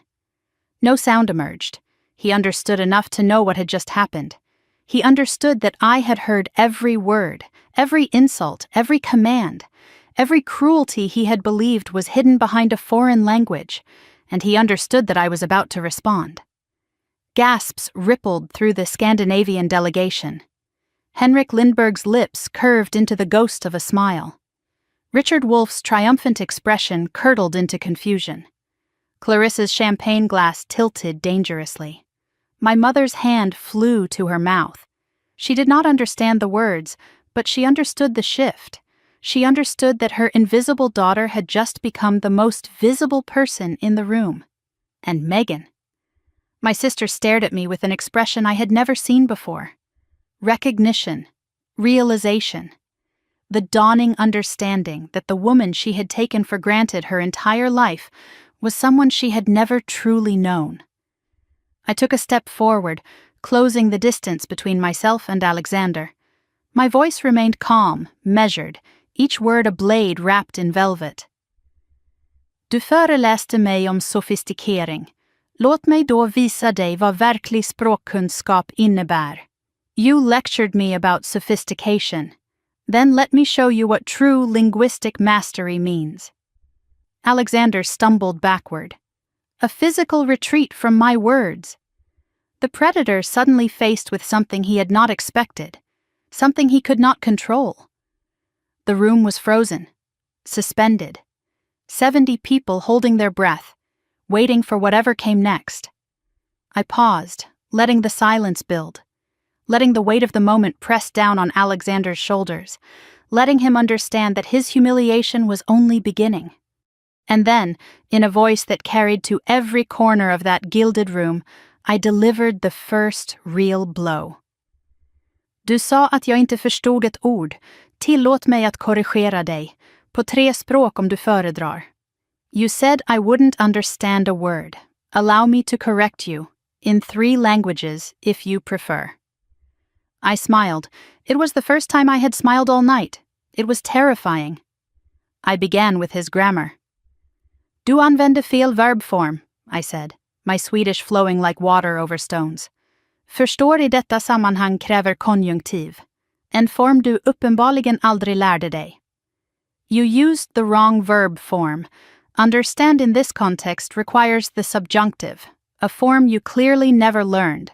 The correction was surgical, precise, delivered without emotion, without anger, without any of the venom he had poured into his own words. I was not attacking him. I was educating him. And that was infinitely worse. Alexander's jaw tightened. His eyes darted around the room, searching for an anchor, finding none. He was trying to process what was happening, trying to keep up with words that moved faster than his 3 months of intensive immersion had prepared him for. I continued, shifting to his pronunciation. Och din tonaccent är helt fel. Du betonar orden som en amerikan som läst en frasbok på flygplanet. And your tonal accent is completely wrong. You stress the words like an American who read a phrasebook on the airplane. A ripple of sound moved through the Scandinavian delegation. Not quite laughter, something between recognition and vindication. The sound of people who had been forced to listen politely to Alexander's mangled Swedish all evening, and were finally hearing it named for what it was. Henrik Lindberg's eyebrows rose slightly. Not amusement, respect. The acknowledgement of expertise, recognizing expertise. Alexander's face cycled through colors. Red with embarrassment, white with shock. Then a mottled purple as the humiliation began to sink beneath his skin. But I was not finished. Du kallade mig parasit, I said, letting the word hang in the air between us. Et intressant ordval. You called me parasite. An interesting word choice. I paused, gathering the threads of knowledge I had spent years weaving together. This was the moment, the deep cut. I formsvenska juridiska texter användes det ordet för att beskriva adelsmän som levde på böndernas arbete.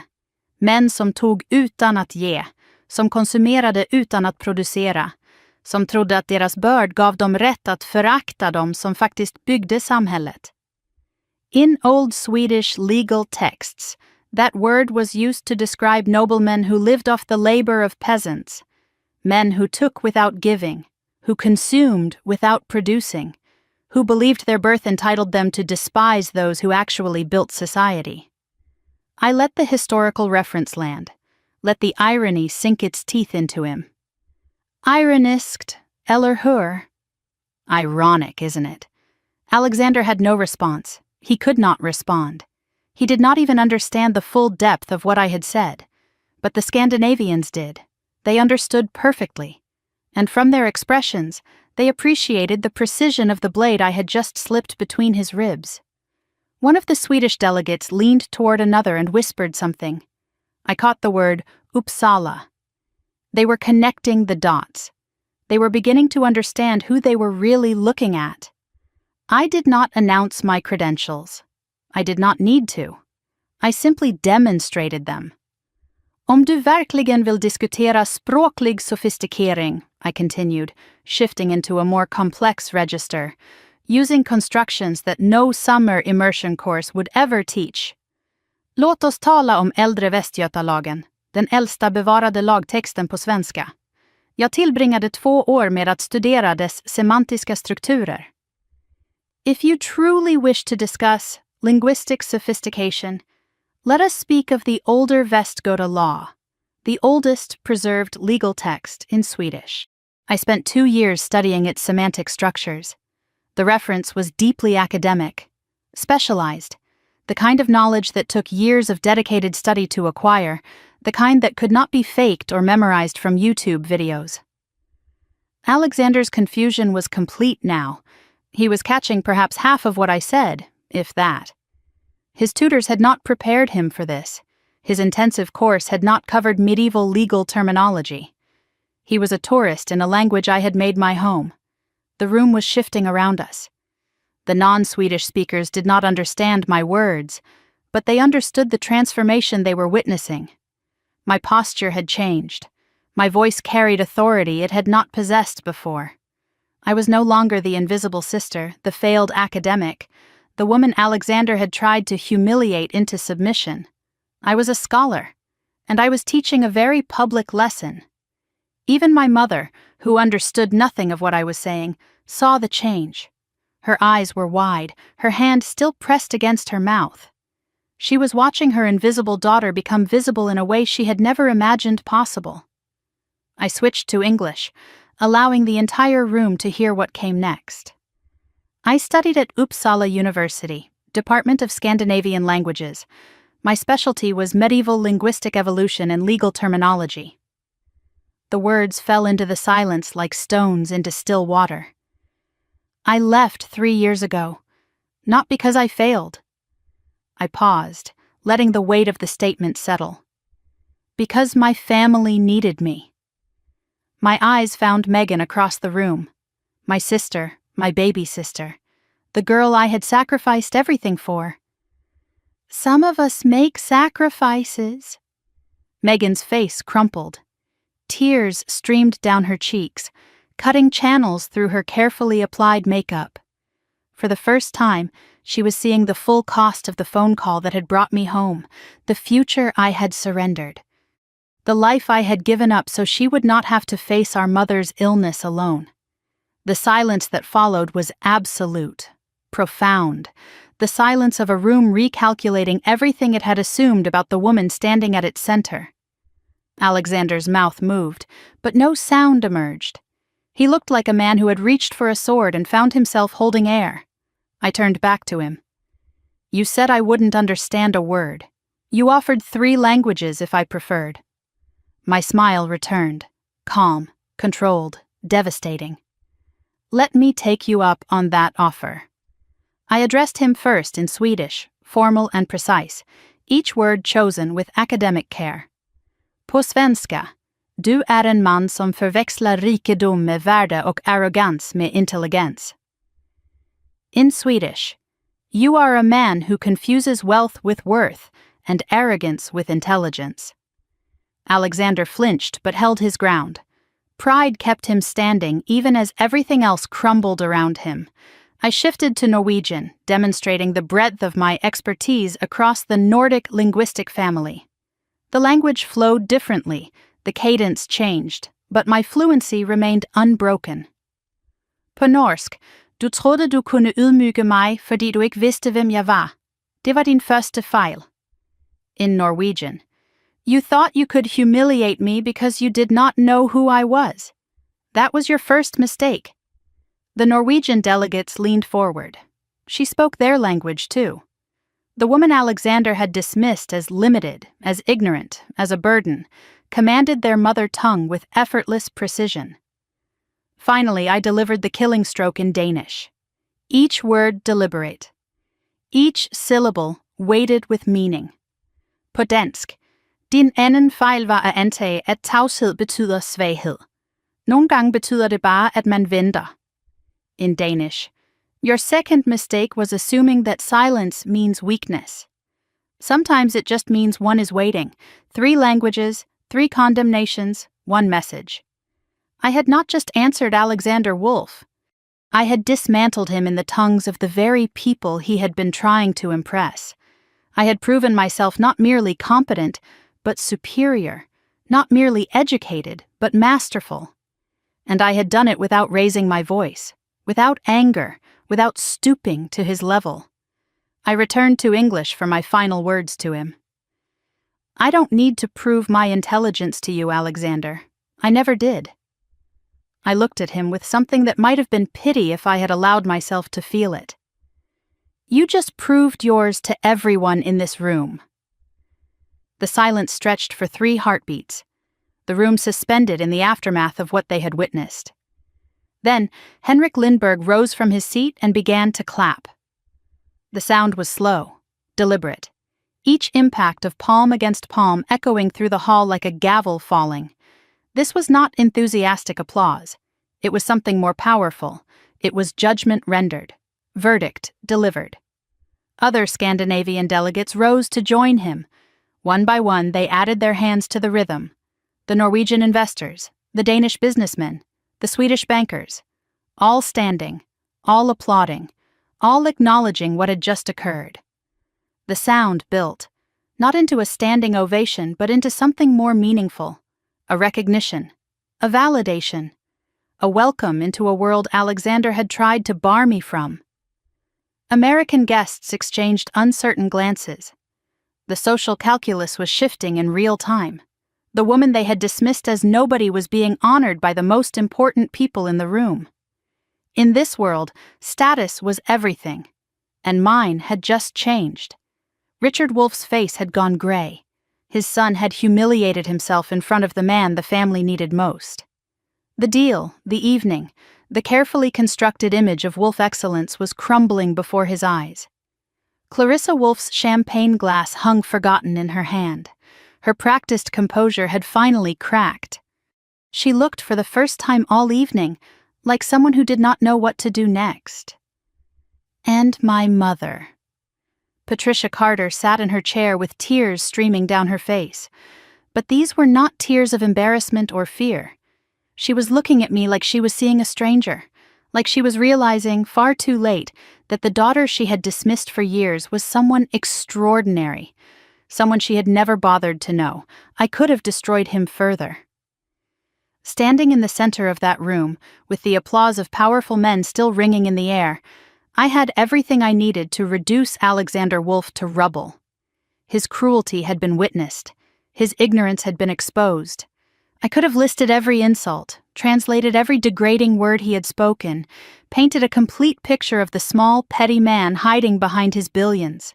The temptation was real. The anger was real. But I thought of my father, a quiet man who had taught me that strength was not measured by how hard you hit, but by knowing when not to swing. A man who had shown me, through a lifetime of small examples, that grace under pressure was worth more than vengeance.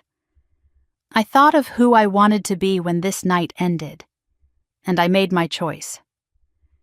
I didn't come here tonight to prove anything, I said, my voice carrying across the silent room. I came to celebrate my sister's engagement. I looked at Alexander, meeting his shell-shocked gaze with composure. I have no interest in humiliating you, Alexander. You've done that yourself. A pause. Then, softer. I'm going to get some air.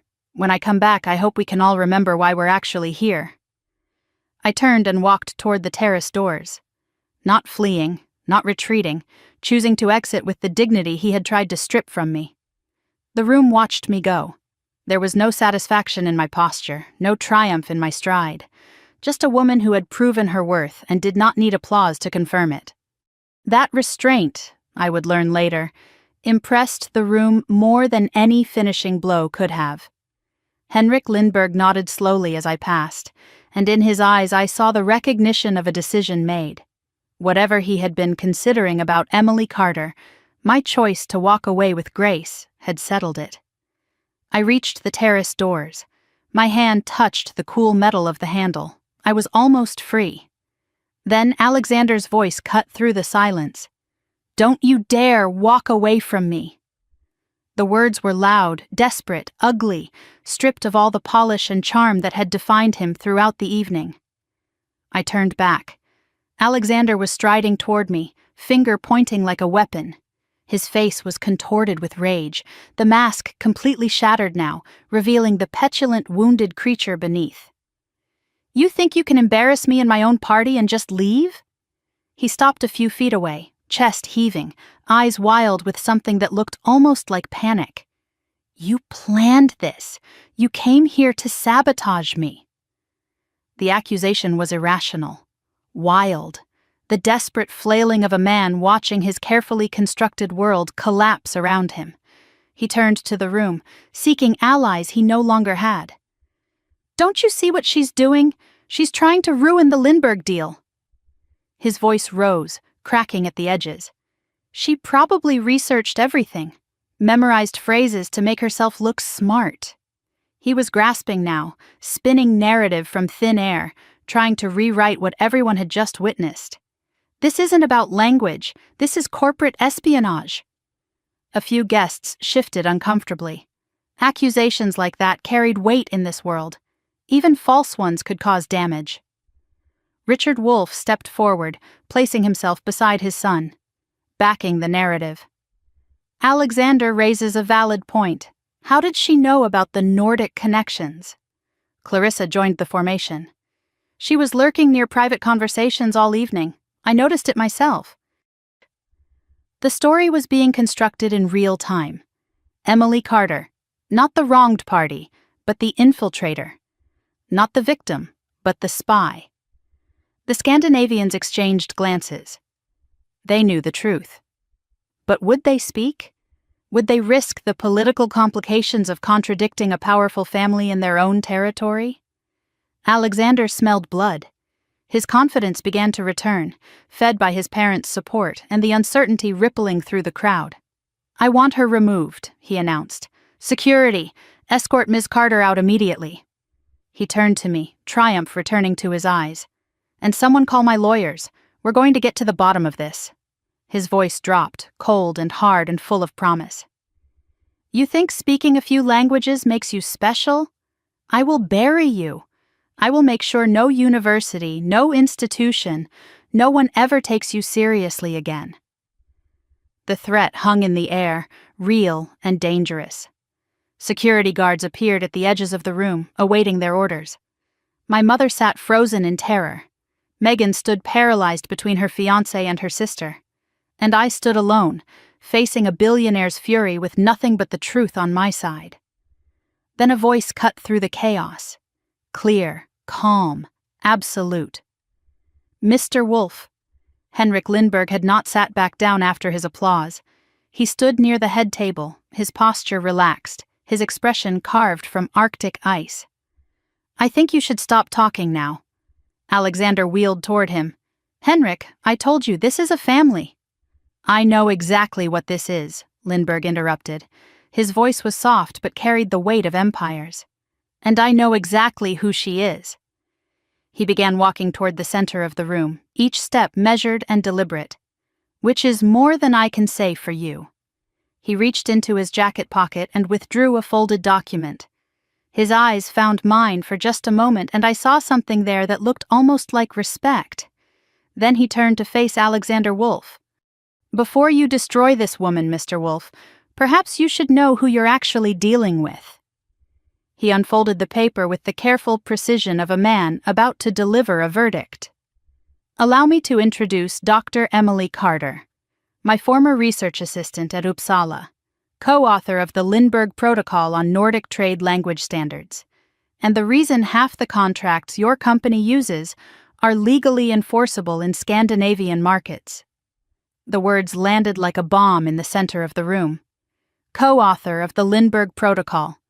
The reason half the contracts your company uses are legally enforceable in Scandinavian markets. I watched Alexander's face as the meaning penetrated his rage. The color drained from his cheeks. His mouth opened, closed, opened again. For a moment, just a moment, I saw something like fear flicker behind his eyes. Then it was gone, replaced by desperate defiance. "That's impossible," he said, his voice cracking at the edges. "She's a waitress, a nobody. She couldn't possibly—" "She was never a waitress, Mr. Wolf." Lindbergh's voice was calm, patient, the voice of a man explaining something obvious to a slow child. "She was a doctoral candidate at one of the finest linguistics programs in Europe. She left that program to care for her family, a sacrifice you clearly cannot comprehend." He held up the document in his hand. "This is a faculty recommendation letter from Uppsala University. It describes Miss Carter as one of the most promising scholars in a generation. It recommends her for the Geneva Fellowship, the most prestigious research grant in her field." Alexander shook his head violently. "Anyone can forge a letter. Anyone can claim credentials they don't have." "I received this letter personally," Lindbergh continued, unmoved by the interruption. "Professor Eriksson sent it to me 3 years ago when I was seeking candidates for the Nordic Cultural Foundation. I have known about Emily Carter since before you ever met her sister." The room was absolutely still. 70 people holding their breath, watching the most powerful man among them dismantle the host of the party. For one shining moment, I felt hope. It was over. Lindbergh had spoken. The truth was out. Alexander would have to accept defeat. I should have known better. Alexander's expression shifted. The fear calcified into something harder, colder, the look of a cornered animal deciding to attack rather than submit. "Henrik?" His voice changed, becoming almost reasonable, almost calm. With all due respect, this is a family matter. Whatever credentials this woman may or may not have, she came here tonight with an agenda. Lindbergh's eyes narrowed. Did she? She knew about our deal. She researched Nordic languages specifically to infiltrate this evening. Alexander spread his hands, appealing to the room. How else do you explain it? She just happens to speak Swedish? She just happens to know about trade protocols? She knows about trade protocols because she helped write them, Lindbergh said. I just explained this. So you say. Alexander's voice hardened. But I find it very convenient that your former research assistant just happens to be the sister of my fiancé. Just happens to show up at my engagement party. Just happens to know everything about the deal I'm trying to close. He turned to face the crowd, playing to his audience. Ladies and gentlemen, I believe we're witnessing something far more sinister than a simple misunderstanding. I believe Emily Carter came here tonight as a corporate spy. Gasps rippled through the American guests. The accusation was outrageous, baseless, but it was delivered with such conviction that doubt began to creep into the room. She was lurking near private conversations all evening. I caught her myself outside the service corridor while I was on a confidential business call. Alexander's finger jabbed toward me. She accessed information she had no right to access. She used her family connection to infiltrate my home, my business, my life. Richard Wolff stepped forward, lending his authority to his son's narrative. Alexander raises valid concerns. Corporate espionage is a serious matter. The timing of all this is certainly suspicious. I agree, Clarissa added, her voice dripping with false concern. I noticed her behavior all evening, always watching, always listening. Something was clearly wrong. The story was being constructed in real time. Brick by brick, they were building a wall of accusation around me. And I could see it working. The American guests, who had no loyalty to Lindbergh and every reason to curry favor with the Wolffs, were nodding along. The narrative was shifting. Alexander pressed his advantage. Let's examine the facts, he said, his voice taking on the confident cadence of a prosecutor. This woman claims she studied in Sweden. Convenient. This woman claims she worked on trade protocols. Convenient.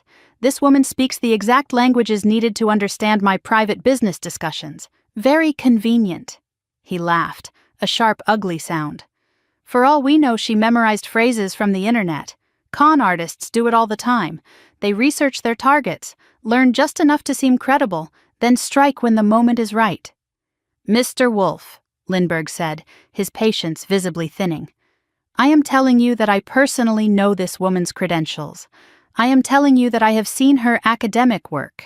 Are you calling me a liar? The question hung in the air. Dangerous. Direct. Alexander hesitated.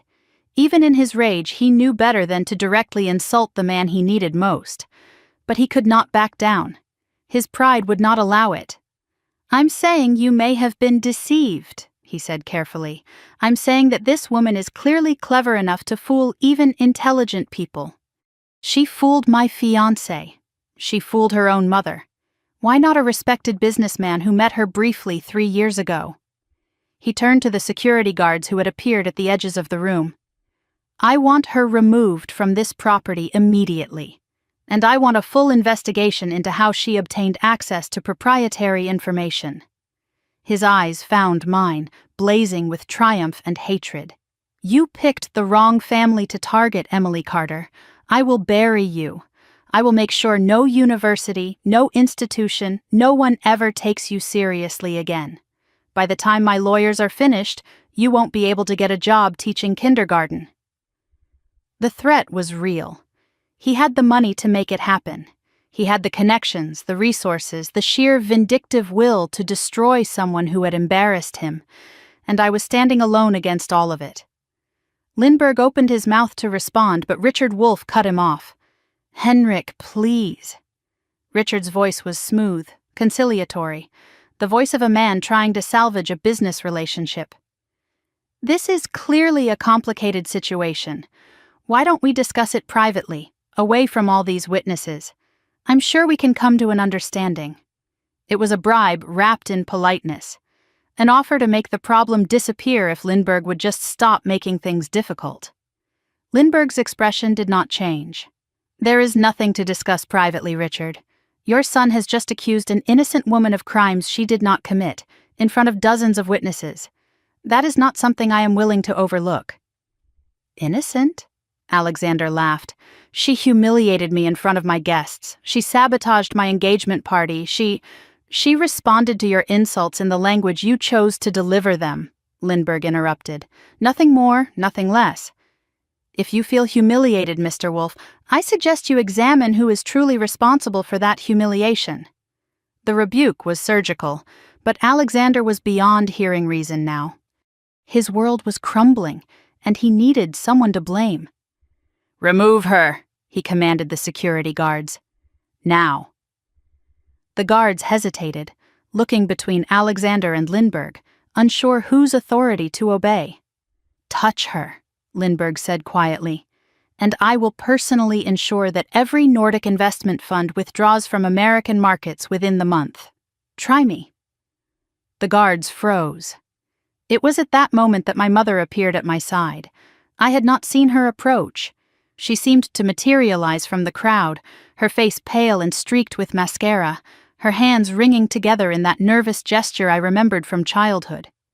Emily, she whispered urgently, please, just apologize. I stared at her. Apologize for what? It doesn't matter. Her fingers closed around my arm, nails digging in. Just say you're sorry. Say it was a misunderstanding. Say you got nervous and wanted to impress everyone. Mom, I didn't do anything wrong. It doesn't matter what's true. Her voice cracked with desperation. Don't you understand? If you don't fix this, we lose everything. The house, the shop, everything Alexander paid for. There it was, the real fear. Not for me, not for justice, for money, for the comfortable life that Alexander's wealth had provided. He paid off our debts, Patricia continued, her grip tightening. We owe him, we owe them. If you ruin this, they'll take it all back. I looked at my mother, this woman who had raised me, who had watched me grow, who had never once seen me for who I really was. So your solution is for me to confess to crimes I didn't commit? To let him destroy my reputation so you can keep your flower shop? It's not just the shop. Tears spilled down her cheeks. It's everything, Emily. Our whole life. No, Mom. I gently removed her hand from my arm. It's your life. The life you chose when you sold Megan to a monster to pay off your credit cards. Patricia recoiled as if I had struck her. I didn't have a choice, she whispered. There's always a choice. You just didn't like the other options. My mother stared at me for a long moment, something shifting in her eyes. Then she turned and walked away. Not toward me, not to stand beside her daughter in her moment of need. She walked toward Clarissa Wolfe, and Clarissa put an arm around her, comforting, welcoming her into the fold. My mother had made her choice. She had chosen them. I stood alone in the center of the room, watching the woman who gave me life take her place among my enemies. Megan appeared between us. She stood equidistant from Alexander and me, frozen in the no-man's land between the life she had accepted and the sister she had abandoned. Her face was a battlefield. Fear and guilt and love and terror warred across her features, each gaining ground and losing it in turn. Alexander extended his hand toward her. Megan, come here. His voice was soft, but I heard the command beneath it, the expectation of obedience, the certainty that she would heel like a well-trained dog. I said nothing. I would not beg my sister to choose me. That choice had to be hers, free and clear. Megan, Alexander's voice sharpened, your sister has embarrassed me, embarrassed us, embarrassed you. She needs to understand that actions have consequences. He waited, hand still extended. Stand with your family, he said. The word family meant him. Not me, not blood, him. Megan's voice came out broken, barely audible. Alexander, maybe we can talk about this privately. There's no need for security. Emily didn't mean what? He cut her off, his patience snapping. To humiliate me in front of investors? In front of my colleagues? In front of Henrik Lindbergh? His voice dropped to something cold and dangerous. Choose carefully, Megan. The threat was unmistakable. Side with your sister and you lose everything too. Megan looked at me. Her eyes were full of apology, of anguish, of helplessness. I could see her struggling, fighting against the invisible chains that bound her. But she did not move toward me. She did not move toward Alexander either. She simply stayed, paralyzed, neutral, absent. And in her stillness I saw the answer. Megan would not fight for me. She never had. She never would.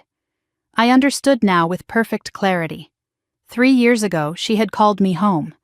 I had given up everything. And tonight, when it mattered most, she could not even take a step in my direction.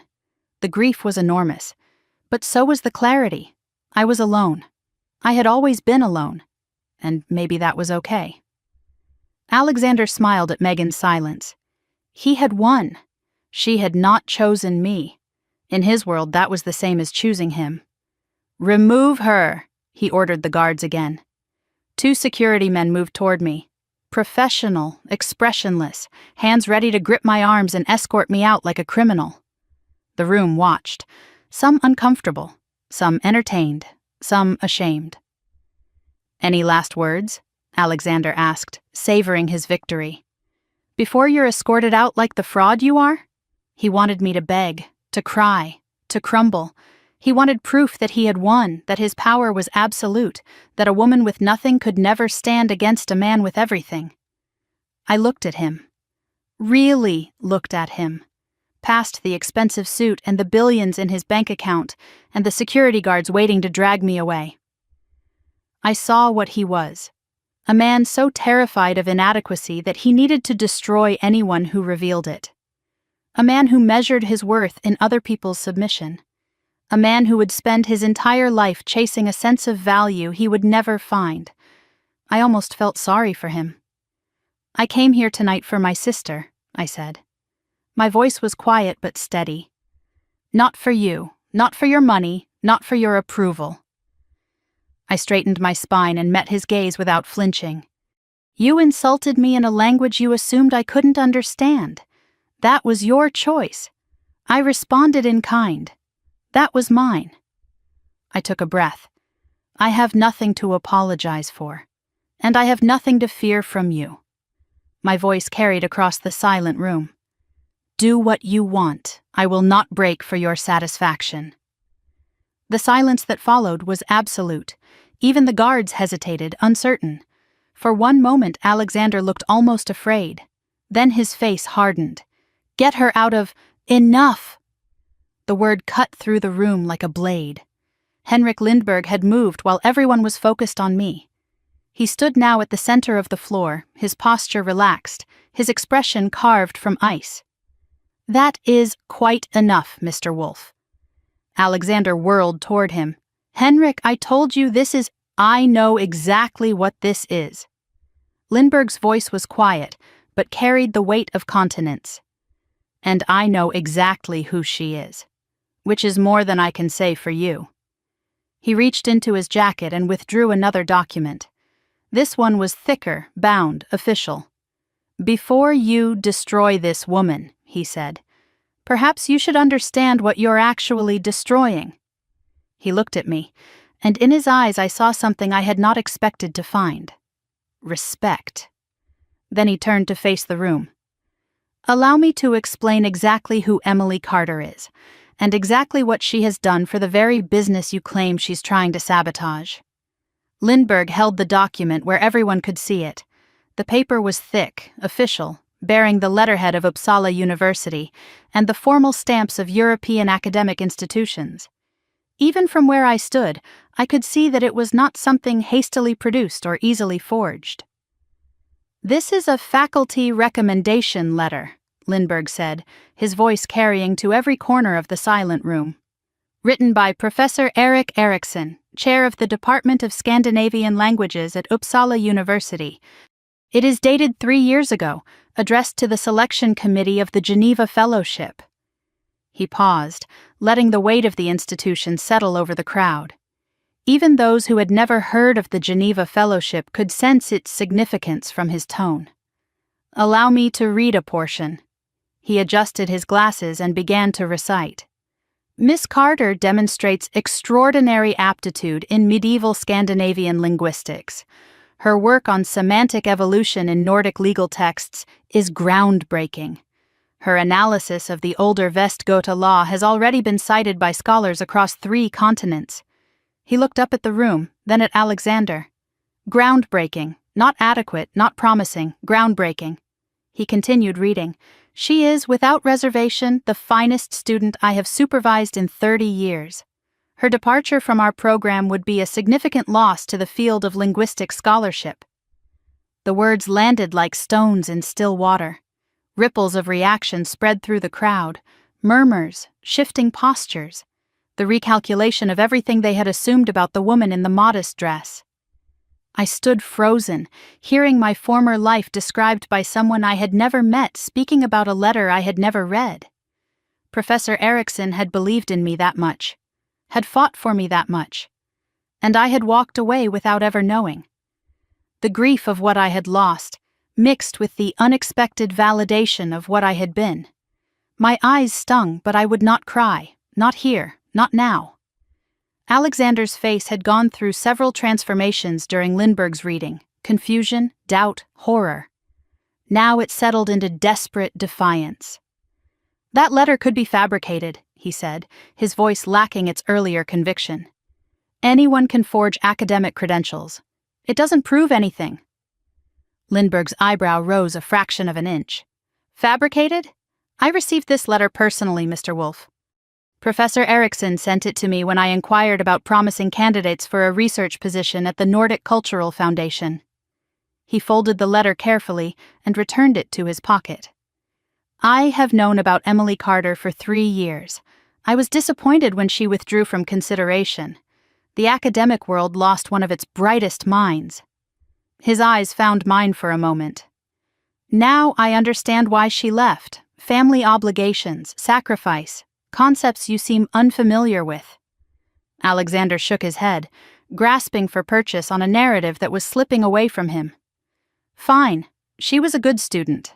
That still doesn't explain how she knew about my business dealings, how she knew about the Nordic protocols." "Ah," Lindbergh reached into his jacket again. "I was hoping you would ask about that." He produced a second document. This one was bound, thicker, more official-looking. The cover bore a title I recognized instantly, though I had not seen it in 3 years. "The Lindbergh Protocol, Standardized Language Framework for Nordic American Trade Agreements." "Do you recognize this, Mr. Wolf?" Alexander's face went pale. "That's the framework we use for our Scandinavian contracts." "Correct. Every Nordic deal your company has signed in the past 2 years relies on this protocol. The language standards, the terminology definitions, the cross-border legal interpretations, all of it flows from this document." Lindbergh opened the report to the first page. "Allow me to read the authorship credits." His voice was almost gentle now, the gentleness of a man delivering a killing blow. Primary author, Henrik Lindbergh, Nordic Investment Trust. Contributing author, Dr. Emily Carter, Uppsala University, Department of Scandinavian Languages. The room erupted, not in applause or protest, but in the chaotic murmur of 70 people suddenly realizing that everything they thought they knew was wrong.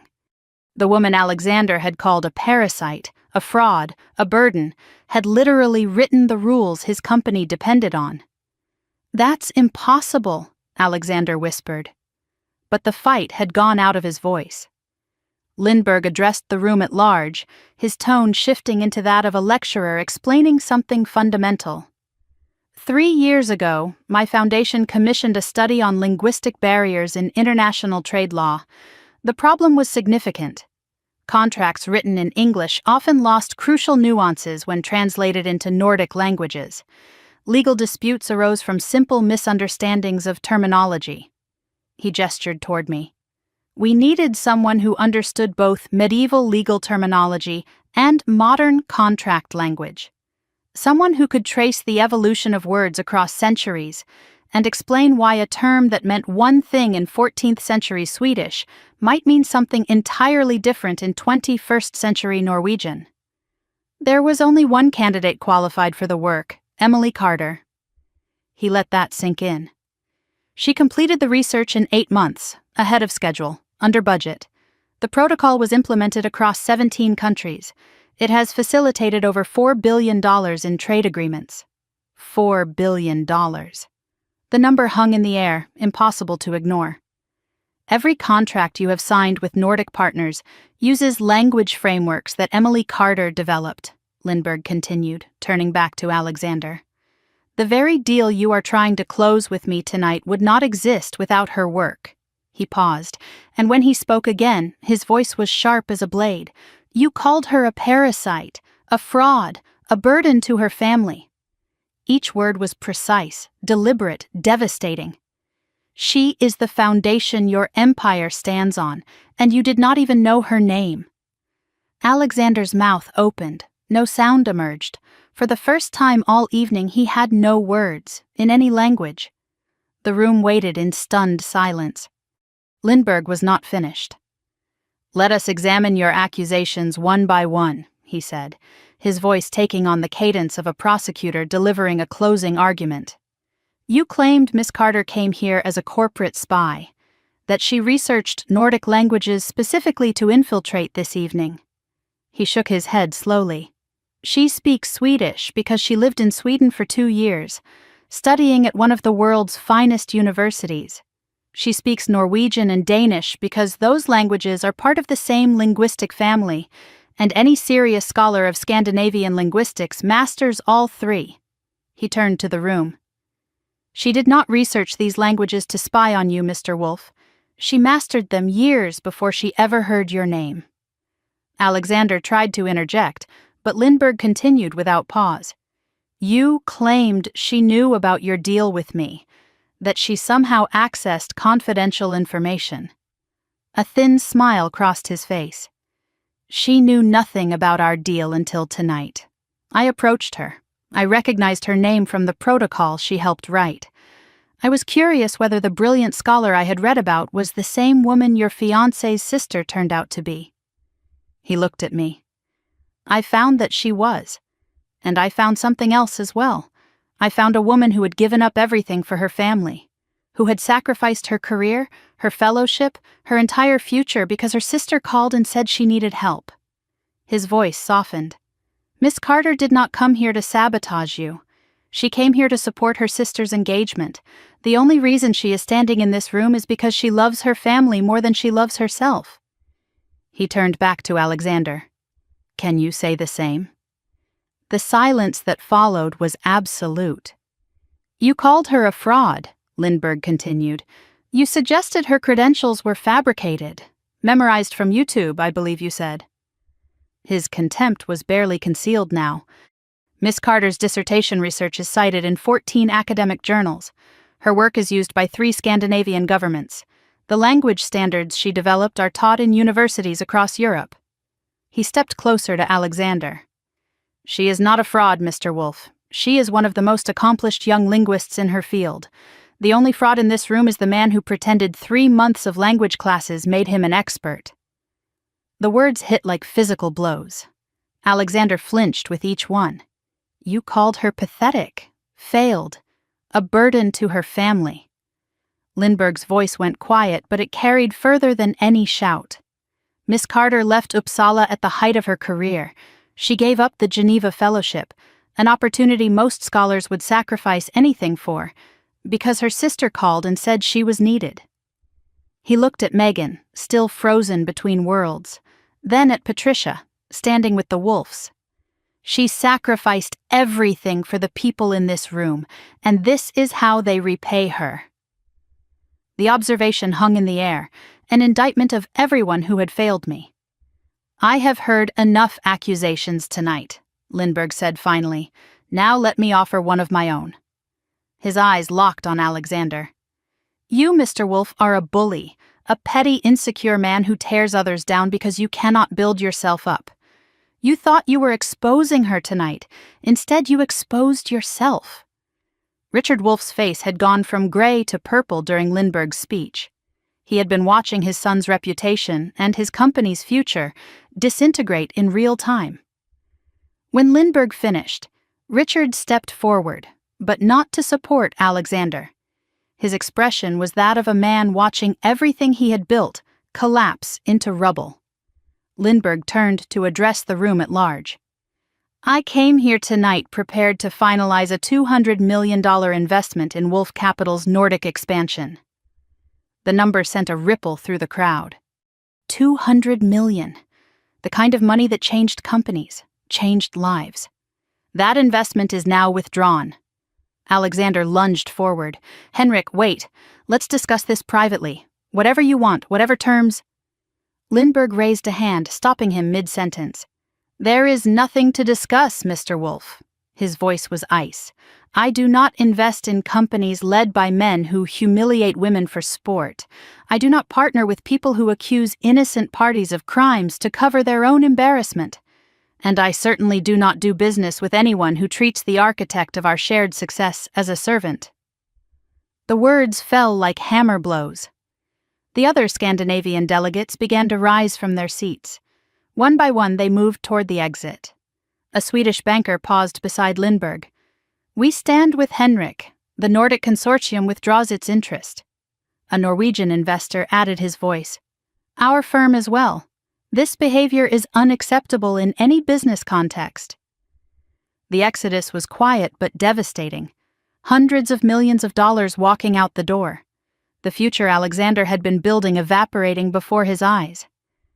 You can't do this, Alexander said, his voice cracking. You need us. The American market. Lindbergh paused at the door. The American market has other partners, Mr. Wolff. Partners who understand that character matters more than capital. He nodded once, formally. Good evening. The Scandinavians filed out, leaving devastation in their wake. The door closed behind them with a soft click that somehow sounded like a thunderclap. The moment the Europeans were gone, Richard Wolff turned on his son. You arrogant fool. His voice was low but savage, cutting through the stunned silence. Do you have any idea what you've done? Alexander seemed to shrink before his father's fury. Dad, I didn't know. You didn't know because you didn't care to know. Richard's voice cracked like a whip. You never research. You never prepare. You just assume you're the smartest person in every room you enter. He advanced on his son, finger jabbing. 200 million, gone. Because you couldn't control your ego for one evening. The Nordic expansion was our future, our legacy. And you threw it away to insult a woman who turned out to be the foundation of our entire Scandinavian operation. Father, please. Well, tonight you weren't the smartest person in the room. Richard's voice dropped to something cold and final. Tonight you weren't even close. He turned to the remaining guests, attempting damage control. I apologize for this spectacle. The Wolff family will be reviewing our internal processes. Please enjoy the rest of the evening. But the damage was done. Phones were out. People were texting, recording, documenting.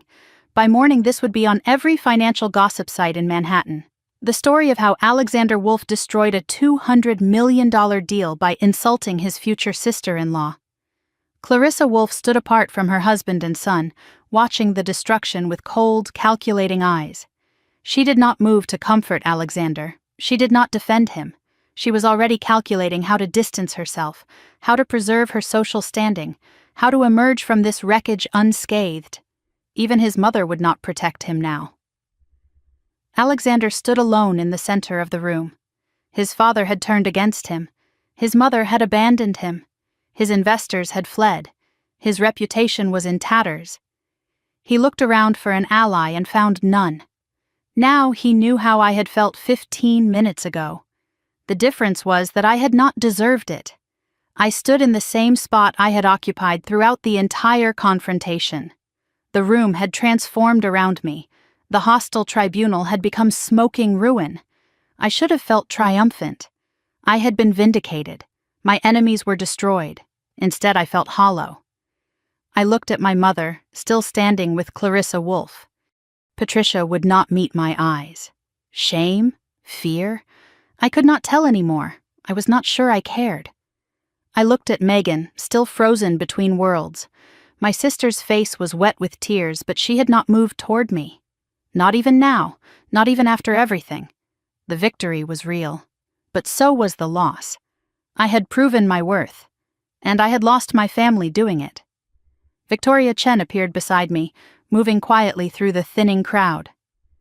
"That was quite a night," she said, her voice carefully neutral.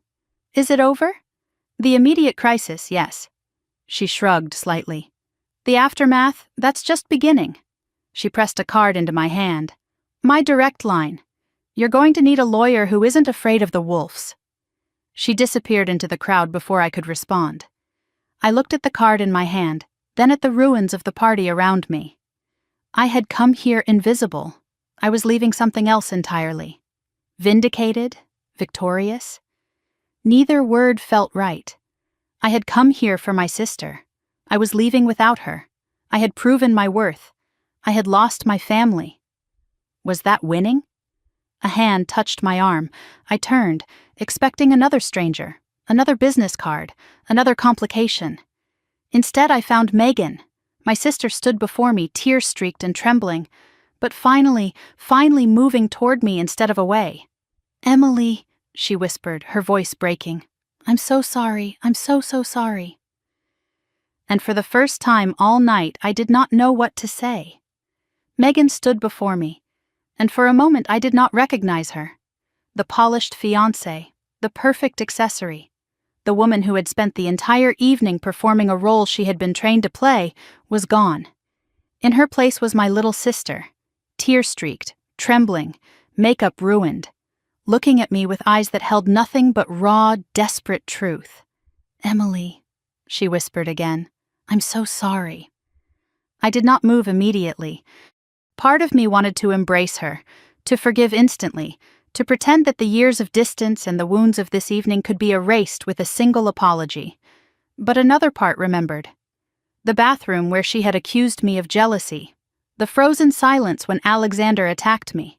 The paralysis when I needed her most. "Sorry for what, Megan?" My voice was not cold, just careful. I needed to know which wound she was apologizing for. There were so many to choose from. Her hands twisted together, that nervous gesture I remembered from our childhood. "For everything. For tonight. For letting him treat you like that." She swallowed hard. "For 3 years ago. For calling you home. For not telling you why I really needed you." Something shifted in my chest. "What do you mean, really needed you?" Megan's eyes dropped to the floor. When she spoke, her voice was barely audible. "I was already with Alexander then. We'd been together for 6 months." She took a shaky breath. "He was already controlling me, already isolating me from everyone who might see through him." I felt the blood drain from my face. I didn't know how to escape. I was scared and alone, and I thought, if you came back, if I had someone on my side, maybe I could find a way out. Her voice cracked. "So I made the phone call. I told you Mom was dying when she just had pneumonia. I made you give up everything because I was too weak to face him alone." The truth landed like a physical blow. My fellowship, my career, my entire future. Sacrificed not for a family emergency, but for my sister's fear. She had been drowning, and she had pulled me under to keep herself afloat. I should have felt rage, betrayal, the kind of anger that burns everything it touches. Instead, I felt a terrible, devastating sadness. Megan had already been trapped when she called me. She had already been disappearing inside Alexander's control. And I had been the only lifeline she could reach for, even if grabbing it meant destroying me in the process. Before I could respond, Alexander's voice cut across the room. "Megan, what are you doing?" He was striding toward us, his face contorted with barely controlled fury. The defeat Lindbergh had dealt him had not broken him. It had only made him more dangerous. "Get away from her," he commanded. Now! His hand closed around Megan's arm, the grip tight enough that I could see her wince. That possessive grip I had noticed all evening, the one that left no room for resistance. She's poison, Megan. Can't you see what she's done? She's destroyed everything. Let go of me. Megan's voice was small, but it was there. Alexander, you're hurting me. I'm protecting you. His voice rose, cracking at the edges. From her, from all of them. They don't understand what I've built, what we've built together. What we've built. Something sparked in Megan's eyes. I don't even know who I am anymore. You've controlled every part of my life for 3 years. What I wear, who I talk to, what I'm allowed to say. I was helping you, Alexander insisted. Guiding you. You were nothing before me. Your family was drowning in debt. Your mother was about to lose everything. I saved you. You bought me. The words came out flat, final. You paid off debts, and then you owned us. All of us. Alexander's face twisted into something ugly. Bought you. I made you. His voice dropped to a hiss. Your dress? I paid for it. Your jewelry? I chose it. Your entire life? I created it. Without me, you're nothing. Your family is nothing. You'd still be selling flowers from a strip mall and begging creditors for more time. The mask had finally shattered completely. The charming billionaire, the sophisticated host, the cultured polyglot, all of it stripped away. What remained was a petulant, wounded child who could not stand being told no. The room watched in horrified silence. This was not the Alexander Wolf they knew. This was the monster he had always been, finally visible to everyone. My mother gasped from across the room. Even she, who had chosen money over her daughter, flinched at what Alexander had become. Something shifted in Megan's expression. The fear was still there, but something else rose above it. Recognition, clarity, the sudden, piercing understanding that comes when you finally see what has been in front of you all along. You're right, she said quietly. Alexander relaxed slightly, thinking he had won. You did pay for everything. She looked at him, really looked at him, perhaps for the first time since they had met. But you know what you can't buy, Alexander? Her voice grew stronger with each word. You can't buy my sister's forgiveness, though God knows I don't deserve it. She pulled her arm from his grip with a sharp, sudden motion. He stumbled, caught off guard. You can't buy respect, not real respect, the kind that Henrik Lindbergh just walked out the door with. She straightened her spine, assuming a posture I had not seen from her all evening. The posture of a woman who had finally stopped being afraid. And you can't buy me, not anymore. She looked down at her hand, at the engagement ring that had been weighing on her finger all night. The massive diamond that had represented everything she thought she wanted, and everything she had been afraid to lose. Slowly, deliberately, she slid it off. I've been so scared, she said, more to herself than to anyone else. Scared of losing the money, the status, the life I thought I wanted. She looked at me. But I've already lost something more important. I almost lost my sister. I almost lost myself. She held the ring out to Alexander. I don't want this anymore. I don't want any of it. Alexander stared at the ring like it was a snake. His hands were shaking. His face had gone a mottled purple. You're making a mistake, he said, his voice trembling. You'll regret this. You'll come crawling back when you realize what you've given up. Megan set the ring on the nearest table with a soft click that somehow sounded like a door closing. No, she said. I won't. She turned her back on Alexander Wolf and walked to my side. She took my hand, her fingers cold and trembling but determined. We stood together. Sisters. For the first time in 3 years, we were on the same side. Alexander's face contorted into something inhuman. You think you can just walk away? His voice rose to a shout. After everything I've done for your pathetic family? He advanced on us, finger jabbing like a weapon. I will destroy you, both of you. The debts are still in your mother's name. I can call them in tomorrow. One phone call and she loses everything." His voice cracked with rage. "The flower shop? I own the building's lease. One signature and she's on the street." He turned his fury directly on me. "And you, the academic, the linguist, I will make sure no university, no institution, no one ever hires you again. I have lawyers, I have connections. I have more money than your entire family will see in 10 lifetimes." He was screaming now, all pretense of civility gone. "You think tonight was bad? This is nothing. I will make your lives a living hell." The remaining guests shifted uncomfortably. Some edged toward the exits. This was no longer a party, it was a breakdown, a man coming apart at the seams in front of everyone who mattered. I stepped forward, positioning myself slightly in front of Megan. My voice was quiet, steady, the calm at the eye of the storm. "Are you finished?" Alexander sputtered. "What?" "I asked if you're finished, because I'd like to respond." He stared at me, momentarily thrown by my composure. "You came here tonight with everything," I said. "Money, power, a beautiful fiancé, the respect of your peers, the most important deal of your career." I gestured at the ruins around us, the empty tables, the departed investors, his furious father, his calculating mother.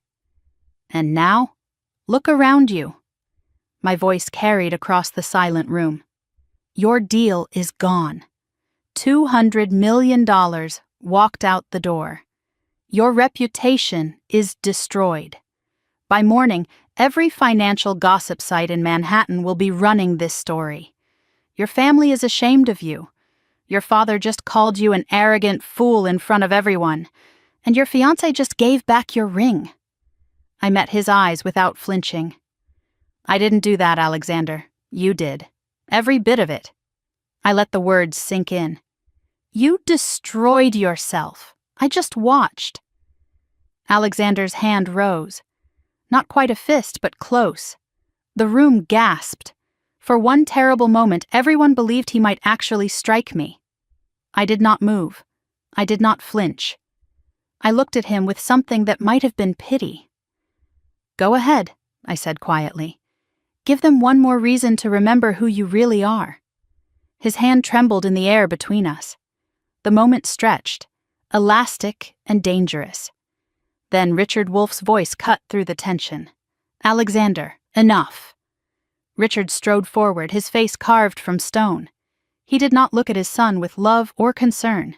He looked at him with disgust. "Security," Richard commanded.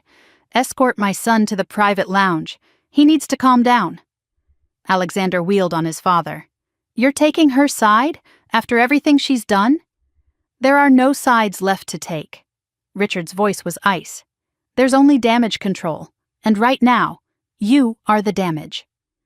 2 security guards approached Alexander, the same guards who had been ready to escort me out 15 minutes earlier, the same guards who had awaited his orders to remove me like a criminal. "Sir," one of them said, "please come with us." Alexander looked around wildly, searching for an ally, finding none. "This isn't over," he said, his voice cracking. "None of this is over." But the words had lost their power. He sounded like what he was, a beaten man making empty threats because he had nothing else left. The guards guided him toward the back rooms. He went, not quietly, but inevitably. The monster had been removed from his own party. The irony was not lost on anyone. Richard Wolff turned to the remaining guests. "I apologize for this evening's events. Please enjoy the refreshments. Cars will be called for anyone who wishes to leave." It was a dismissal disguised as hospitality. People began gathering their things, murmuring to each other. The engagement party was over. The engagement was over. Only wreckage remained. Clarissa Wolff approached my mother with calculated purpose. Her voice was crisp, businesslike. "Patricia, we need to discuss the financial arrangements, privately."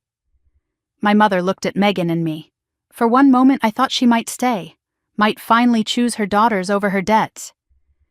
Then she followed Clarissa toward the private rooms, like a woman walking to her own sentencing. I watched her go and felt something close to peace. She had made her choice. She would have to live with it. Megan squeezed my hand. Should we go after her? No.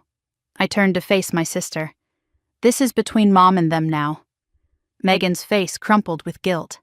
I did this. I brought Alexander into our family. I let him do all of this. Stop. I gripped her shoulders, forcing her to meet my eyes. You were a victim too. We all were, in different ways. The only person responsible for Alexander's behavior is Alexander. How can you forgive me? Her voice broke. After what I did, calling you home, letting you sacrifice everything, standing there like a coward while he tried to destroy you? I considered the question honestly. The answer was not simple. I'm not sure I can. Not yet. Maybe not ever completely. Megan flinched. But I want to try. Because you're my sister. And tonight, when it mattered most, you chose me. I softened my grip on her shoulders. That has to count for something. Megan nodded, fresh tears falling. I'll spend the rest of my life making it up to you. I almost smiled. Let's start with getting out of here. I looked around at the ruined party, the empty tables, the abandoned champagne glasses, the scattered guests gathering their coats and their gossip. I think we've had enough of the Wolf family for one lifetime. We walked toward the exit together, sisters reunited in the wreckage of what was supposed to be a celebration. My hand in hers, her hand in mine. The first steps of a long journey back to each other. Behind us, I heard Victoria Chen's voice. She was speaking into her phone, her words soft but clear. Yes, everything. I recorded everything. Audio and video. The threats, the accusations, the physical intimidation, all of it. A pause. Yes, I'll have it secured tonight. This is going to be very useful if he tries anything. I did not know what that meant yet, but I had a feeling that tonight's consequences were only beginning. The night air hit us as we stepped through the doors of the Sterling Club, cold and sharp and clean. It felt like waking up from a fever dream. Megan shivered beside me. What happens now? I did not have an answer. Everything was uncertain. The debts, the threats, the future that had seemed so impossible just hours ago. But standing in the Manhattan night with my sister beside me, I felt something I had not felt in 3 years. Hope. The Sterling Club looked different from the outside, smaller somehow, less imposing. Just a building with a brass number and a heavy door, not the fortress of wealth and cruelty it had seemed when I arrived hours ago. Megan and I stood on the sidewalk, the cold January air cutting through our inadequate dresses, watching our breath form clouds in the darkness. Neither of us spoke for a long moment. There was too much to say, and no way to say it all at once. I can't believe I almost married him, Megan whispered finally. I can't believe I almost let you. She looked at me, a ghost of a smile crossing her tear-streaked face.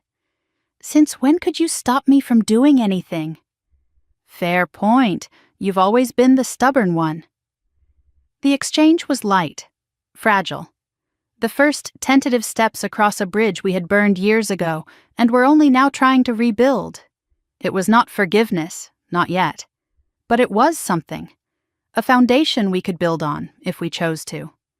A town car pulled up to the curb, one of the party's arranged transportation services. The driver stepped out, professional and discreet. Ladies, can I take you somewhere? Megan looked at me. I looked at her. Neither of us had anywhere particular to go. Her apartment was Alexander's apartment. My apartment was a tiny box in Brooklyn that suddenly seemed very far away. Just wait a moment, I said. We're expecting someone else. I did not know if that was true, but I was not ready to leave yet. Something felt unfinished. The door of the Sterling Club opened and my mother emerged. Patricia Carter looked like she had aged 10 years in the last hour. Her face was pale, her makeup destroyed, her carefully chosen dress wrinkled and disheveled.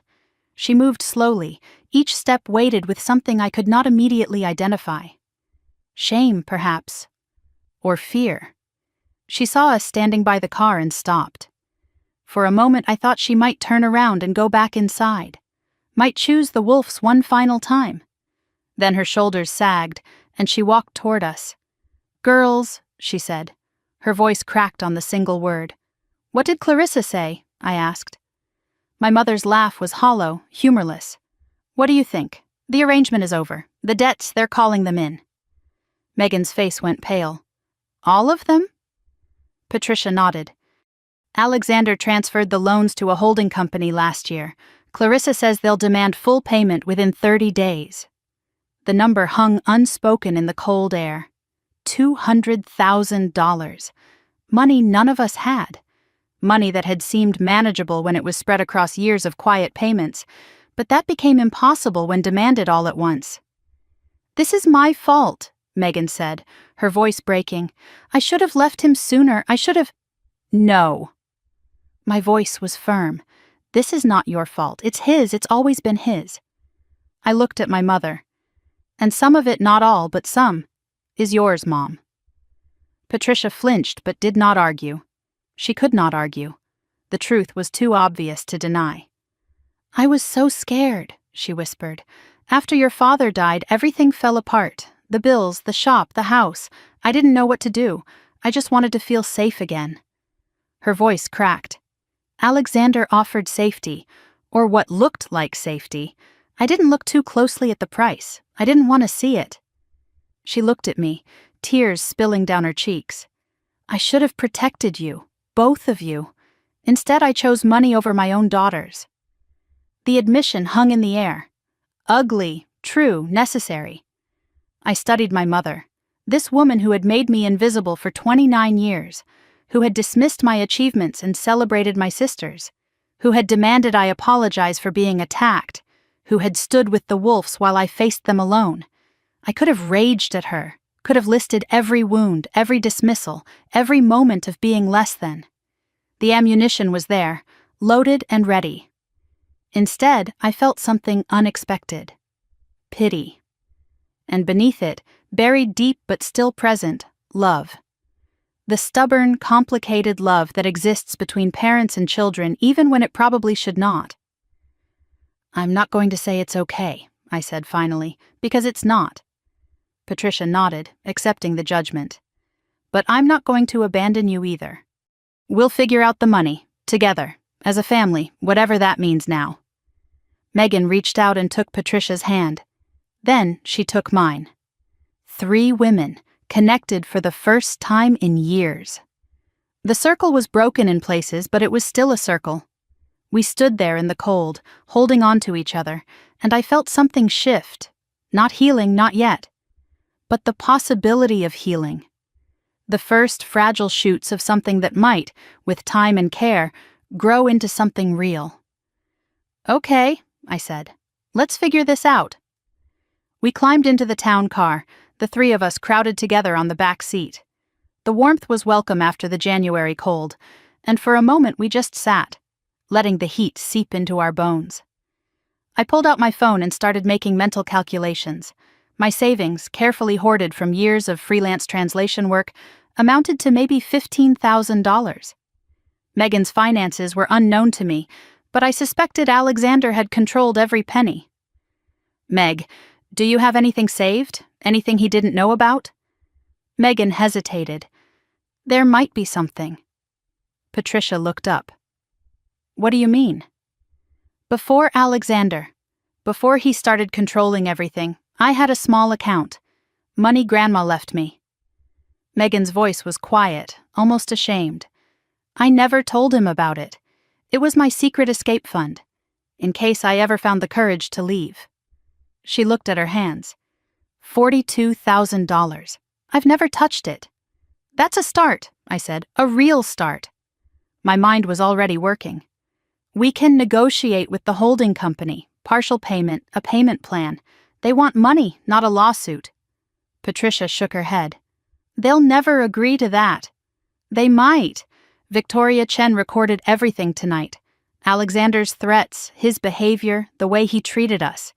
If they push too hard, we push back." I looked at both of them. Alexander can't afford more scandal, not after what happened tonight. By morning, every financial outlet in the city will be running this story. The last thing he needs is a public legal battle where all those recordings come out. For the first time, hope flickered in Patricia's eyes. You really think we have leverage? I think we have more than they want us to know. The three of us sat in silence for a moment, processing. Then Megan spoke. I can sell the jewelry, everything Alexander gave me. The necklace tonight, the earrings, all of it. It has to be worth something. Patricia straightened. And I'll put the shop on the market. It's time. I've been holding on to it for sentimental reasons, but sentiment doesn't pay bills. Mom, the shop is your life. Patricia's smile was sad but certain. No, you girls are my life. The shop is just a building. I forgot that for a while. The words were small reparations, insufficient to heal everything that had been broken between us. But they were sincere, and that mattered. A knock on the car window startled all of us. The driver rolled down the partition. Excuse me, Miss Carter, there's a gentleman asking for you, a Mr. Lindbergh. My heart stuttered. I looked through the window and saw Henrik Lindbergh standing on the sidewalk, his overcoat buttoned against the cold, his expression patient and unreadable. I'll be right back, I said to my mother and sister. I stepped out of the car and approached the man who had changed everything tonight.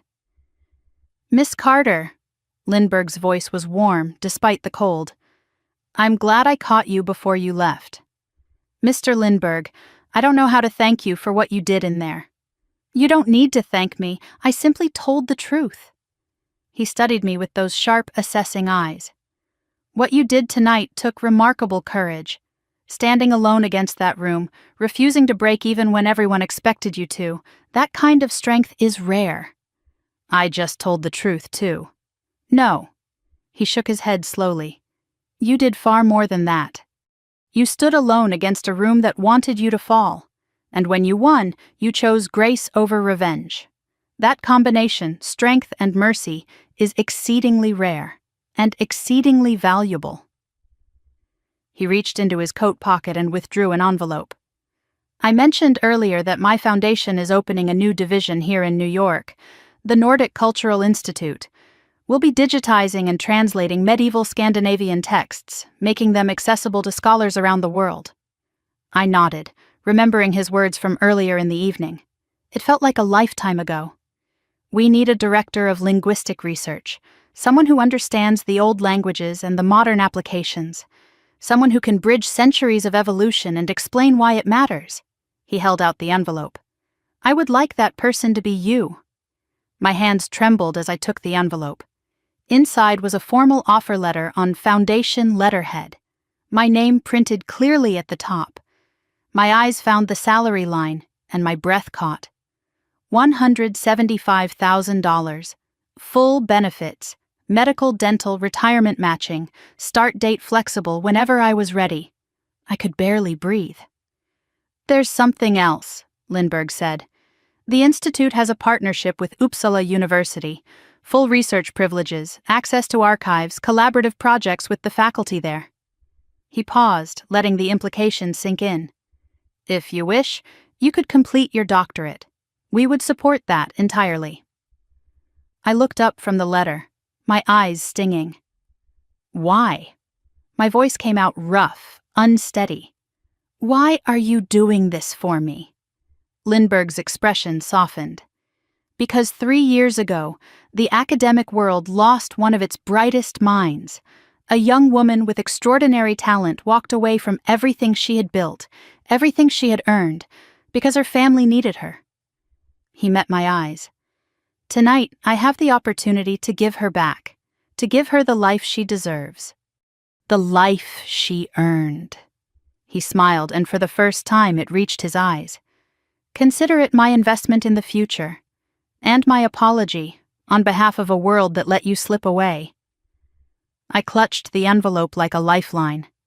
3 hours ago, I had been invisible. Now I was holding the keys to everything I had ever wanted, everything I had thought I had lost forever. I don't know what to say. Say nothing tonight. His voice was gentle. Read the offer, think about it, talk to your family. He glanced toward the car where Megan and Patricia waited. This decision shouldn't be made in the aftermath of chaos. It should be made in the clarity of morning. I nodded, unable to speak past the tightness in my throat. One more thing, Lindbergh said. The path forward will not be simple. Mr. Wolf will attempt to cause trouble. Men like him always do when they've been humiliated. His expression hardened slightly. But I have some experience with difficult men, and I have resources they cannot match. If you need assistance, legal, financial, or otherwise, you have only to ask. He met my eyes with absolute seriousness. You are no longer alone in this. Do you understand? I nodded again. This time I found my voice. Thank you, Mr. Lindbergh, for everything. Henrik. He extended his hand and I shook it. Please, we are colleagues now, are we not? A small smile crossed my face. The first genuine smile of the entire evening. I suppose we are. Lindbergh nodded once, formally. Then he turned to walk away. He paused at the corner and looked back. Uppsala remembers Miss Carter, and now, so will the world. Then he was gone, disappearing into the Manhattan night, leaving me standing on the sidewalk with an envelope that contained my future. I stood there for a long moment, letting the reality sink in. The cold air, the distant sounds of the city, the weight of the paper in my hands. For 3 years, I had been surviving, paying bills, treading water, forgetting who I was, accepting that the life I had wanted was gone forever. Now, suddenly I remembered. I was Emily Carter, scholar, linguist, survivor. And my story was not over. It was just beginning. I walked back to the car and climbed inside. Megan and Patricia looked at me with curious, hopeful expressions. What was that about? Megan asked. I looked at the envelope in my hands, then at my family. Broken, flawed, but still mine. I think, I said slowly, it was about starting over. The car pulled away from the Sterling Club. Behind us, the wreckage of an engagement party. Ahead of us, uncertainty, challenges, a mountain of debt. But somehow the future felt lighter than the past. No one spoke for several blocks. Then Patricia reached across and took my hand. I know I can't undo what I've done, the years I wasted, the things I said. Mom, let me finish. Her voice was steady, determined. I can't undo it. But I can do better. Starting now. Starting tonight. She squeezed my hand. You're not invisible, Emily. You never were. I was just too blind to see you. The words did not heal everything. They could not. But they were a start. The car crossed the bridge into Brooklyn. I looked back once, at the Manhattan skyline glittering in the darkness. Then I turned forward. Whatever came next, I would face it as myself. Not invisible, not silent, not afraid, just Emily. And that was enough. My phone buzzed, a text message from an unknown number. But this one was different from the warning I had received at the start of the evening. The recording is secure. Call me Monday. We have work to do. VC Victoria Chen, the lawyer who had watched everything, the ally I had not known I had. I showed the message to Megan, who showed it to Patricia. What does that mean? My mother asked. It means we're not alone, I said. It means Alexander can threaten all he wants, but we have evidence, we have leverage. We have people willing to fight with us. Megan leaned her head against my shoulder. The night is over, she said quietly. I looked out the window at the city lights streaming past. No, I said. The night is over. But the reckoning has just begun. 3 months later, the morning light streamed through floor-to-ceiling windows overlooking Central Park. I sat at a mahogany desk in an office I still could not quite believe was mine, surrounded by bookshelves lined with medieval texts and the quiet hum of important work being done. On my desk, a nameplate I looked at every morning just to remind myself it was real. Dr. Emily Carter, Director of Linguistic Research. I was not technically a doctor yet. Henrik had insisted on the title anyway. You will earn it soon enough, he had said. Consider it an incentive. The office was modest by the standards of the Nordic Cultural Institute, but to me it felt like a palace. Cream-colored walls. A view of bare winter trees just beginning to show the first hints of spring. A desk large enough to spread out 14th-century manuscripts without worrying about coffee stains. Everything I had dreamed of during those years in my tiny Brooklyn apartment, translating technical documents for grocery money. I was reviewing a newly digitized letter from a Swedish countess, circa 1793, when my assistant knocked on the door. "Dr. Carter, your sister is here for lunch." I smiled. Tuesday lunches with Megan had become a ritual over the past 3 months. A standing appointment neither of us would miss for anything. "Send her in." Megan appeared in the doorway, and for a moment I just looked at her. She was different now. Not just her clothes, which were simpler, chosen by her own hand rather than dictated by someone else's taste.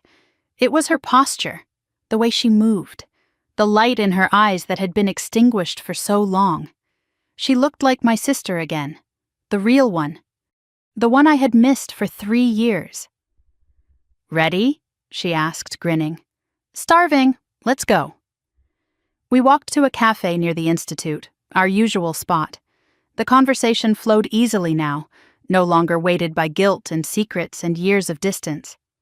Megan told me about her new job, an administrative position at a nonprofit that helped survivors of domestic abuse.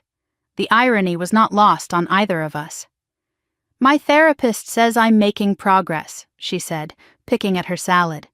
"Learning to trust my own decisions again, learning to recognize when someone is trying to control me." "And how does that feel?" She considered the question. "Terrifying and wonderful, mostly wonderful." I reached across the table and squeezed her hand. We did that a lot now. Small gestures of connection, rebuilding what had been broken one touch at a time. "I still have nightmares sometimes," Megan admitted, "about him, about what I almost became, but they're getting less frequent. You got out, that's what matters." "We got out." She squeezed back. "I couldn't have done it without you." Her phone buzzed. She glanced at it, then turned the screen toward me with an expression I could not quite read. A news alert. The headline made my breath catch. "Wolf Capital faces SEC investigation. Founder's son implicated in securities fraud." I took the phone and read the full article. The Securities and Exchange Commission had launched a formal investigation into Wolf Capital's Nordic dealings, allegations of insider trading, securities fraud, manipulation of investment protocols. At the center of it all, Alexander Wolf, whose aggressive acquisition strategies were now under intense scrutiny. The irony was not lost on me. The very protocols I had helped create, the language standards that made his contracts enforceable, were now being used as evidence against him. The foundation he had stood on was crumbling beneath his feet. "Multiple former employees have come forward with allegations," I read aloud. "The Nordic Investment Trust has filed a formal complaint citing fraudulent misrepresentation. 3 other European funds have joined." I scrolled further. "Alexander Wolf's assets have been frozen pending investigation. Richard Wolf has stepped down as chairman. Clarissa Wolf has reportedly filed for separation." The empire was collapsing. Everything Alexander had built, everything he had used to control and manipulate and destroy, was turning to ash. "Do you feel bad for him?" Megan asked quietly. "Even a little?" I considered the question honestly. I thought about the man who had called me a parasite, who had tried to humiliate me in front of 70 people, who had threatened to destroy my life and my family, who had controlled my sister so completely that she had forgotten how to be herself. "No," I said finally. "I feel bad for the person he could have been, but that person never existed. Maybe it never could have." Megan nodded slowly. "I used to think I could change him, that if I was perfect enough, obedient enough, he would become the man I wanted him to be." She looked out the window at the busy Manhattan street. "Now I know that was never possible. You can't love someone into being a good person. They have to choose that for themselves. And Alexander never chose anything but power. I handed the phone back to her. Enough about him. He's taken up enough of our lives. Megan put the phone away. You're right. I don't want to give him any more space in my head. We returned to our salads, our conversation, our rebuilt lives. Alexander Wolf was becoming what he had feared most: irrelevant. My phone buzzed with a text from Patricia. Saw the news. Couldn't have happened to a nicer man. Dinner Sunday? I'm making your father's lasagna. I smiled. My mother was trying. That was all I could ask. Sunday dinner had become another ritual. Patricia's new apartment was smaller than the house she had lost, but it was hers. Paid for, honestly. No strings attached. I arrived early to help with the cooking. We worked side by side in the tiny kitchen, chopping and stirring and tasting, the kind of domestic scene I never thought I would have with my mother. Megan told me about her college acceptance, Patricia said, adding garlic to the sauce. I cried for an hour. Happy tears. The happiest. She paused, wooden spoon hovering over the pot. Both my girls finding their way. What more could a mother want? I did not answer immediately.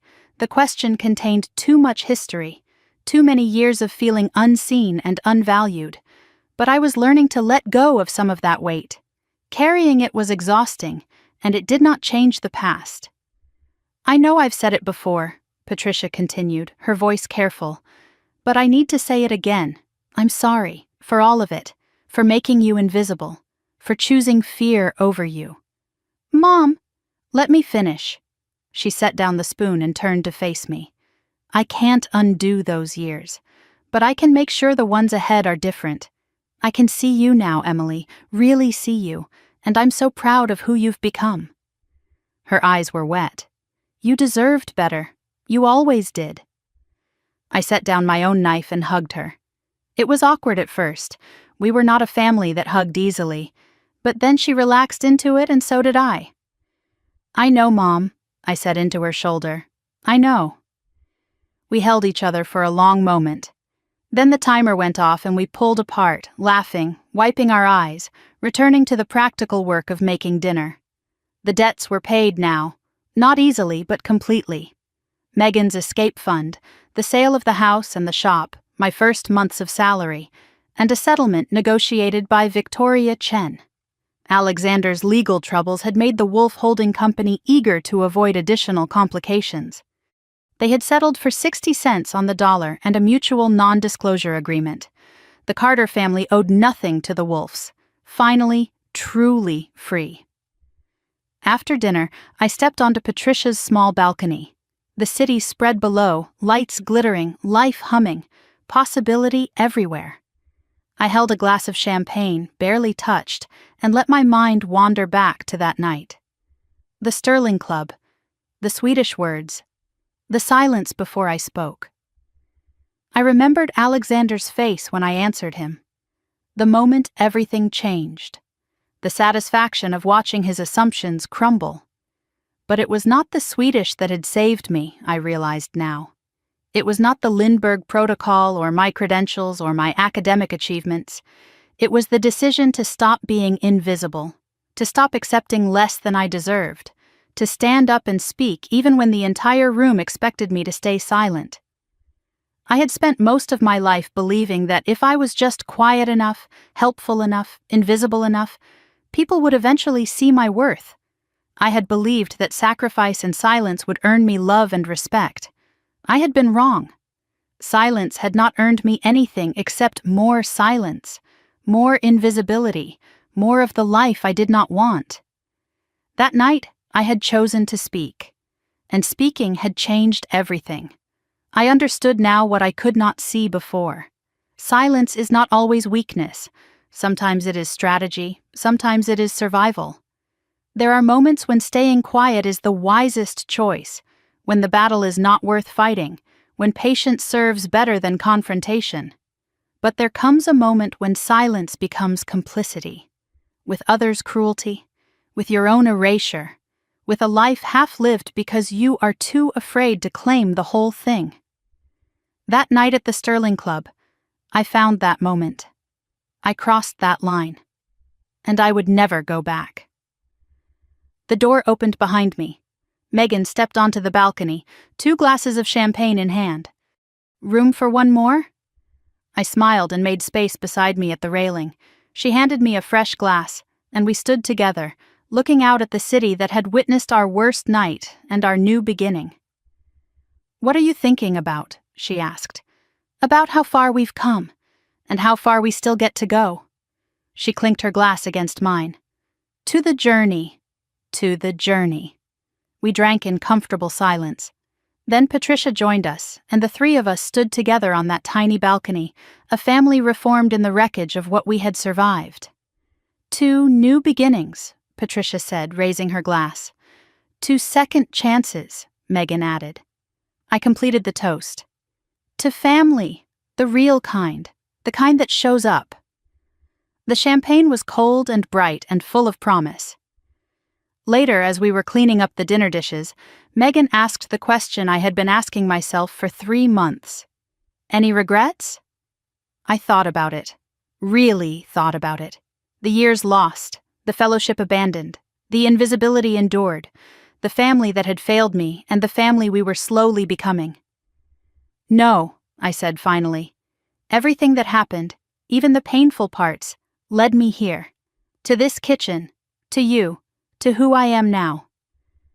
I smiled at my sister, at my mother, at the life I was building from the ashes of the one I had lost. I wouldn't trade that for anything. I dried my hands on a dish towel and looked out the window at the city lights. "Besides," I said, "if I hadn't gone through all of it, I wouldn't have such a good story to tell."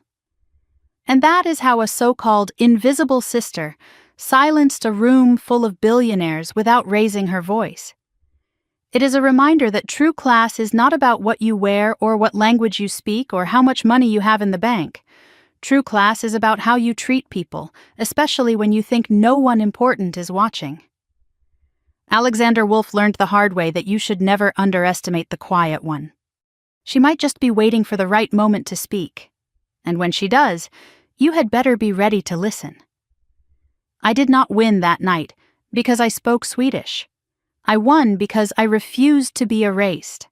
Because I stood my ground when everyone expected me to crumble. Because I chose dignity over surrender and grace over revenge. Those are choices anyone can make. You do not need a PhD or a wealthy benefactor or a dramatic confrontation in a Manhattan ballroom. You just need to decide that you are worth fighting for, that your voice matters, that your silence is a choice, not a sentence. If this story resonated with you, if you have ever been overlooked or underestimated or made to feel invisible, I would love to hear your experience. Drop a comment below and tell me, what would you have done in my shoes?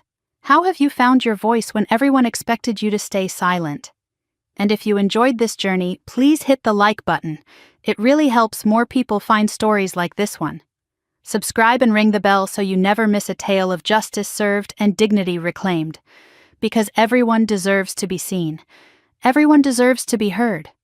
And sometimes, the best revenge is simply becoming the person they said you could never be. Until next time, stay strong, stay patient. And never forget, knowledge is power. But knowing when to use it? That is wisdom. This story is fictionalized for dramatic effect.